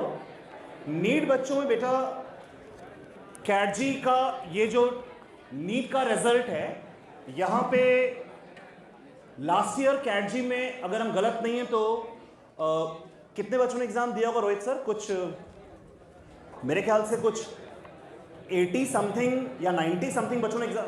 कैटजी की टोटल बायोलॉजी की स्ट्रेंथ मॉर्निंग एंड इवनिंग मिलाकर हमें लगता है कि नीट बायोलॉजी की स्ट्रेंथ, ये बच्चे तुम सामने हो कुछ 50-55 बच्चे ये हो लगभग, और लास्ट ईयर इवनिंग में मतलब टारगेट में कुछ 60 बच्चे होंगे लगभग जो टारगेट तैयारी कर रहे थे। तो ये लगभग 100+ बच्चे कुछ थे लगभग अप्रॉक्स जिन्होंने एग्जाम में अपीयर किया। अगेन कुछ बच्चे अपीयर नहीं करते हैं 12th के, तो अप्रॉक्स चलो 100 बच्चे पकड़ लेते हैं। 100 बच्चों में 35 बच्चों ने 600+ मार्क्स स्कोर किया। इसके लिए अलग से क्लैपिंग की जरूरत है। 100 बच्चों में 35 बच्चों ने 600 मार्क्स से ज्यादा स्कोर किया। और इस साल हम लोग उम्मीद कर रहे हैं कि एक 12th नीट बैच का बच्चा आलोक नाम का है, ऐसा हम लोग एक्सपेक्ट कर रहे हैं कि वो उसको अराउंड 680 मार्क्स स्कोर करना चाहिए इसी 12th बायोलॉजी स्कूल बैच से। कैटजी के अंदर, कैटजी तुम लोग जानते हो कैटजी ऑनलाइन क्लासेस चलाती है अपनी। कैटजी ऑनलाइन क्लासेस में अलग अलग स्टेट्स के बच्चे भी एनरोल किए हुए हैं, तो वो बच्चे भी बहुत अच्छा लगता है। इवन जैसे अंसल जो जेई मेन का बच्चा है, ये कैटजी ऑनलाइन का स्टूडेंट है, तो कैटजी ऑनलाइन क्लासेस में भी बच्चे बाहर से पढ़ते हैं। हम लोग एक्सपेक्ट कर रहे हैं कि एक बच्चा जेई मेन में ऑनलाइन में उसको अराउंड 690 या 700 भी टच करना चाहिए इस बार। लेकिन बहुत अच्छा परफॉर्मेंस हुआ उसका है। लेकिन अब पहले देखा जाए, रिजल्ट आ जाए। रिजल्ट तो अभी आएगा, जून में रिजल्ट आएगा इसका। तो नीट बच्चे अपनी तैयारी, नीट बच्चों तुम लोग को आज कुछ आइडिया मिला इन चीजों का? कॉलेजेस, मेडिकल कॉलेजेस, जैसे ये जो चीज है JEE main, JEE advance result, Banaras में और भी कोचिंग्स हैं जैसे आकाश का कुछ I don't know result. Aakash अपना बनारस का, आकाश पहले तो सेम डे रिजल्ट पब्लिश नहीं करता, उसके बाद पब्लिश करता है तो अपना ऑल इंडिया रिजल्ट पब्लिश करता है। ऑल इंडिया रिजल्ट पब्लिश जब वो करेगा तो नेचुरली बोलेगा कि हमारे पास समथिंग मतलब टॉप 100 में इतने बच्चे हैं, उतने बच्चे ही बताएगा। पर अगेन इस बात से एग्जैक्टली तुम्हारा क्या होगा, तुम्हें तो पता लगेगा कि तुम्हारे कंटेम्प्रेरी इस शहर में क्या तैयारी की है। तो आकाश अपना ऑल इंडिया बनारस का रैंक ठीक से अनाउंस नहीं करता। इवन जब आकाश अपना मेडिकल का रिजल्ट अनाउंस करता है, मेडिकल का, तो भी उस मेडिकल के रिजल्ट में ये क्लैरिटी नहीं हो पाती है कि वो सारे बच्चे बनारस के हैं। तब भी ये क्लैरिटी नहीं हो पाती है कि वो सारे बच्चे वाराणसी लिख देना और एक्चुअल वाराणसी का होना। मतलब कई ऐसा बात रहा कि जो आकाश का ऑल इंडिया 3 रैंक बचा रहा, पहले 3 जो क्या अक्षत कौशिक का शायद ऑल इंडिया रैंक 9 था, ऐसा कुछ था, या 3 या 9 था, और ऐसे बच्चे रहे सब। लेकिन पूरा अंदर वो तो ये जो पॉपुलर हॉस्पिटल है पास में, उन्हीं का बेटा है अक्षत कौशिक, डॉक्टर कौशिक का बेटा है। तो वैसे डॉक्टर कौशिक का बड़े बेटे ने अभी नीट पीजी, तुम नीट पीजी जानते हो? नीट यूजी के बाद नीट पीजी देना पड़ता है। वो एक महा डिफिकल्ट एग्जाम है, ऐसा डिफिकल्ट एग्जाम कि मैंने उसमें ही बच्चे बेचारे बस पागल ही हो जाए एग्जाम को देखे, इतनी कम सीट्स। लेकिन उसमें शायद उनके बच्चे ने नीट पीजी में प्रॉबेबली मैंने ऑल इंडिया रैंक में शायद कुछ 10-20 रैंक पर है उनका बड़ा बेटा। मतलब दोनों बेटे उनके नीट पीजी और नीट यूजी लेवल पर ऑल इंडिया रैंक 9, 10, 20 के अंदर रहने वाले बच्चे हैं। लेकिन ऐसा रहा कि अक्षत कौशिक शायद पूरे टाइम दिल्ली सेंटर में पढ़ाई किया, और लेकिन रिजल्ट पब्लिश हुआ बनारस में।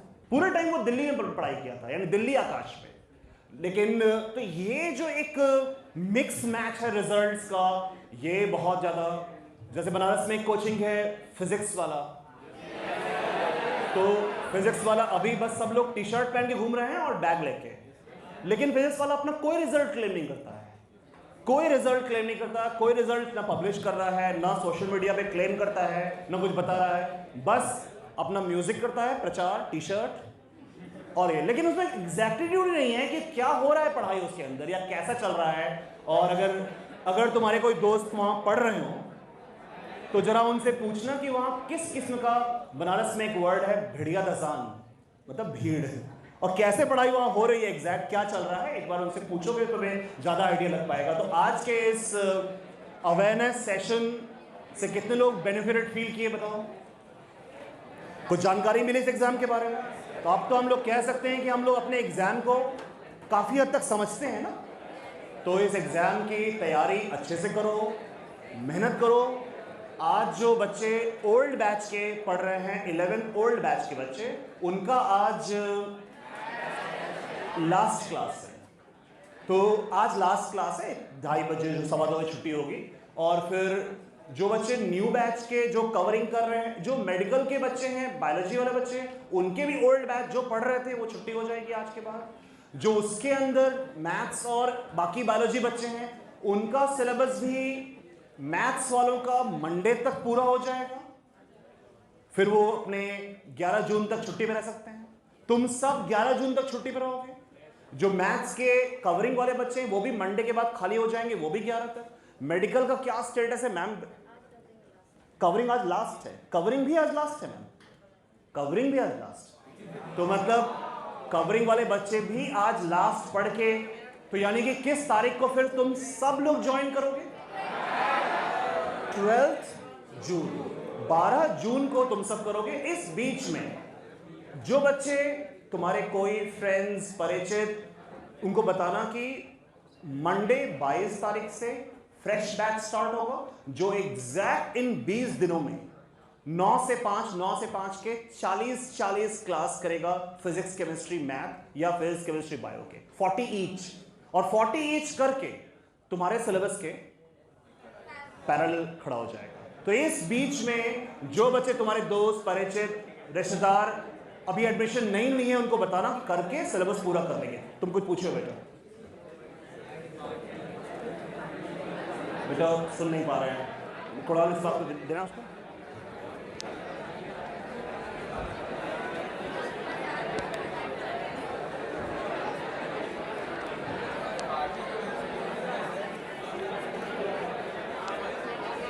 सर बाकी इंस्टीट्यूट्स में जैसे यहाँ JRS में उसमें समर ब्रेक नहीं दिया था, यहाँ पे देते हैं, ऐसा कोई इम्पोर्टेंस या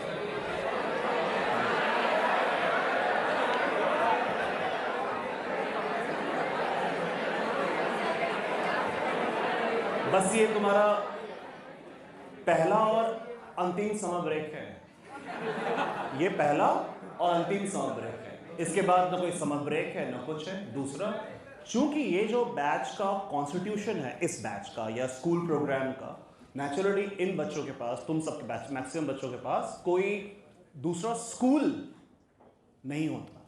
तो इसलिए एक मिनिमम कह लो कि टाइमली तुमने स्टार्ट भी किया है पढ़ाई। जो बच्चे थोड़ा लेट शुरू करते हैं, एक जो टिपिकल कोचिंग होती है वो तो कभी भी शुरू हो जाती है ना, कभी भी चलती रहती है। लेकिन स्कूल प्रोग्राम बच्चे ऑर्गेनाइज टाइम पढ़ते हैं। तुम सबको प्लानर मिल गया है 2 ईयर का, समझ गए हो? प्लानर को लेके बच्चों तुम्हारे लिए हम एक वीडियो 10 से 12 मिनट का होगा, वो शेयर करेंगे तुम्हारे व्हाट्सएप ग्रुप पर। जो बच्चे लेट ज्वाइन किए थे और प्लानर के बारे में नहीं समझते हैं, उनको हम एक 10 से 12 मिनट का वीडियो प्रिपेयर कर लिए हैं, वो शेयर करेंगे। बेटा बातचीत नहीं करो।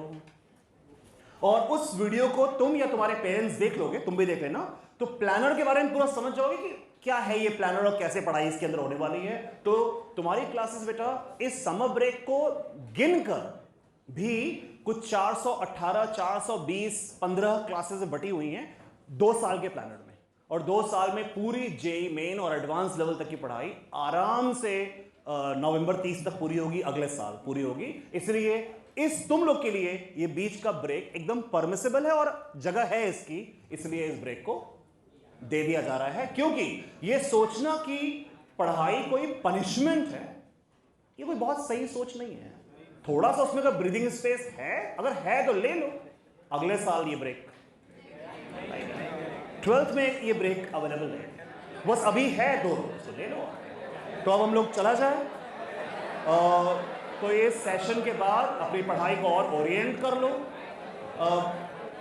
और हम लोग नेक्स्ट छुट्टी के बाद अपनी पढ़ाई को फर्दर मिलकर आगे बढ़ाएंगे। इस बीच का यूज अच्छे से करना। एक समय के बाद तुम लोग जानते हो कि मैथ्स बच्चों का बैच डिवीजन हो जाएगा। ये बात कितने बच्चे जानते हैं कि बायोलॉजी बच्चों का कोई बैच डिवीजन नहीं, लेकिन मैथ्स बच्चों का owing to strength also batch division हो जाएगा। हाथ नीचे कर लो। जब तुम लोग लौट के आ जाओगे उसके बाद एक सर्टेन टाइम लेकर अनाउंसमेंट कर दिया जाएगा, एक बैच डिवीजन टेस्ट होगा जिसमें जब तक पढ़ाई जितनी हुई होगी वो कंडक्ट टेस्ट होगा, और उस टेस्ट के परफॉर्मेंस के बेसिस पर प्लस तुम्हारा जो एंट्रेंस मार्क्स था, तुम्हारा जो बैकग्राउंड होगा, और मेनली वो जो टेस्ट होगा उसके बेसिस पर तुम्हारी एकेडमिक परफॉर्मेंस की जरूरतों को देखते हुए तुम्हें 2 बैच में डिवाइड किया जाएगा। ऊपर से रफली मान लो रफली 100-115 बच्चे रफली एक बैच में चले जाएंगे, बाकी बच्चे दूसरे बैच में रहेंगे। एक बैच 1 हो जाएगा, एक बैच 2 हो जाएगा। नेचुरल सी बात है कि एक बच्चे की ज्यादा रिक्वायरमेंट थोड़ी ज्यादा होगी। क्यों? क्योंकि हर बच्चा यहां जो बैठा है, तुम जानते हो, तुम में बच्चे अलग अलग बोर्ड परसेंटेज लेकर भी आए हैं, अलग अलग एंट्रेंस मार्क्स लेकर आए हैं, अलग अलग तैयारी के स्टेटस पे खड़े हैं। आज इसी बैच में बच्चे हैं जिनका एपेटाइट बहुत ज्यादा है। एपेटाइट मतलब पढ़ने की भूख या नॉलेज को डाइजेस्ट करने की भूख, क्या कैपेसिटी बहुत ज्यादा है। कुछ बच्चों का ये ठीक है, एवरेज है, कम है और बहुत कम है। अलग अलग रेंज है बच्चे का। तो ये किसी फ्रस्ट्रेशन का विषय नहीं है कि मैं इस बैच में हूं नहीं, मैं उस बैच में हूं। सिलेक्शन तो वहां से होता है, सिलेक्शन तो कहीं और कोचिंग से रैंक 10 x10 का भी होता होगा। तो वहां पहुंचने से तुम्हारा रैंक x10 थोड़ी आ जाएगा, तुम्हारा रैंक तुम्हारी पढ़ाई से आएगा। इसलिए अपनी पढ़ाई पे कॉन्सेंट्रेट करना, फालतू फ्रस्ट्रेशन के कारण खोजने के बजाय कि इस बैच में जाएं, उस बैच में जाएं, इसमें रहें, उसमें रहें। ऐसे कई बच्चे हैं अभी कैटजी में 12th में जो बैच डिवीजन के बाद M2 बैच में सिलेक्ट रहते हैं, उसके बावजूद वो M1 बैच में पढ़ाई करते हैं। इसी हॉस्टल, कैटजी हॉस्टल में ऐसे बच्चे हैं, रेगुलर बच्चे हैं जो M2 बैच में सिलेक्ट होने के बाद भी M1 में कंटिन्यू करते हैं, क्योंकि उनको ओवरऑल एक फ्रीक्वेंसी समझ में आती है। मुझे ये फ्रीक्वेंसी पढ़ाई समझ में आ रही है। मुझे दोनों बैचेस की पढ़ाई की फ्रीक्वेंसी में फर्क है। फ्रीक्वेंसी मतलब जो अंदाज है पढ़ाने का वो फर्क है, लेवल ऑफ क्वेश्चन में फर्क आ जाता है, टाइप में फर्क आ जाता है। तो बच्चे कभी कभी डिस्टर्ब होते हैं। अभी कल हम एक बच्चे से मिले हैं 12th के मिला के, वो कैटजी में आ ही नहीं रहा है पढ़ने ऑल टुगेदर। पढ़ने में अच्छा बच्चा है, M2 बैच का बच्चा है, और वो आ ही नहीं रहा ऑल। उसका नाम सूर्यांश ठाकुर है, 12th का बच्चा है, आ ही नहीं रहा है पढ़ने ऑल टुगेदर। कल हम उसको बुलाए, उसकी मदर को बुलाए, मिले उससे। वो बोल रहा है कि M2 में गया है तो पढ़ाई बहुत कठिन लग रही है, हमको बहुत कठिन लग रही है, और M1 लग रहा है कि हम संभाल लेंगे अपने से, तो मुझे लगा मैं खुद से पढ़ाई करूं। कंफ्यूज हो गया पूरा। उसको बहुत समझाया हम कि ऐसे पढ़ना चाहिए। यानी अलग अलग बैच की अलग अलग फ्रीक्वेंसी होती है, तुम्हें अपनी फ्रीक्वेंसी मैच कर लेनी है कि पढ़ाई कैसे होनी है। अननेसेसरी फ्रस्ट्रेशन को इन्वाइट नहीं करना है कि ये हो गया वो हो गया। तुम्हें दोनों बैचेस में बेस्ट टीचर्स ही पढ़ाएंगे। कैटजी के कौन टीचर्स हैं वो तुम्हारे उस लीफलेट में ऑलरेडी पहले से लगे हुए हैं, तुम उनको देख सकते हो, पहचान सकते हो, टीचर से मिल भी सकते हो। सब लोग यहीं रहते हैं ना, तो आराम से। और अभी M1 M2 कौन पढ़ाता है उनको भी जान सकते हो, अपने सीनियर्स से भी बात कर सकते हो, कौन टीचर कैसे पढ़ा रहा है, क्या बात चल रही है। वैसे सीनियर्स से बहुत ज्यादा बात करने की जरूरत नहीं, क्योंकि बहुत ज्यादा बात करने से कभी कभी अजीब प्रेम और अजीब लड़ाई होती है। कभी कभी अजीब प्रेम और अजीब लड़ाई होती है। तो क्योंकि सीनियर लोग एक्सपेक्ट करते हैं कि जूनियर हो, जरा जूनियर का रहो, और फिर कुछ जूनियर लोग बताते हैं कि जूनियर कैसा, हम भी तो फिर अचानक कुछ हो जाता है। इसीलिए सारे लोगों से मेरा अपील है कि सीनियर से कुछ खास नजदीकी बढ़ाने का कोई खास कारण नहीं है, अपने में रहें और अपनी पढ़ाई करें। ठीक है बच्चों, फिर हम लोग की नेक्स्ट मुलाकात छुट्टी के बाद होगी। Alright, bye bye.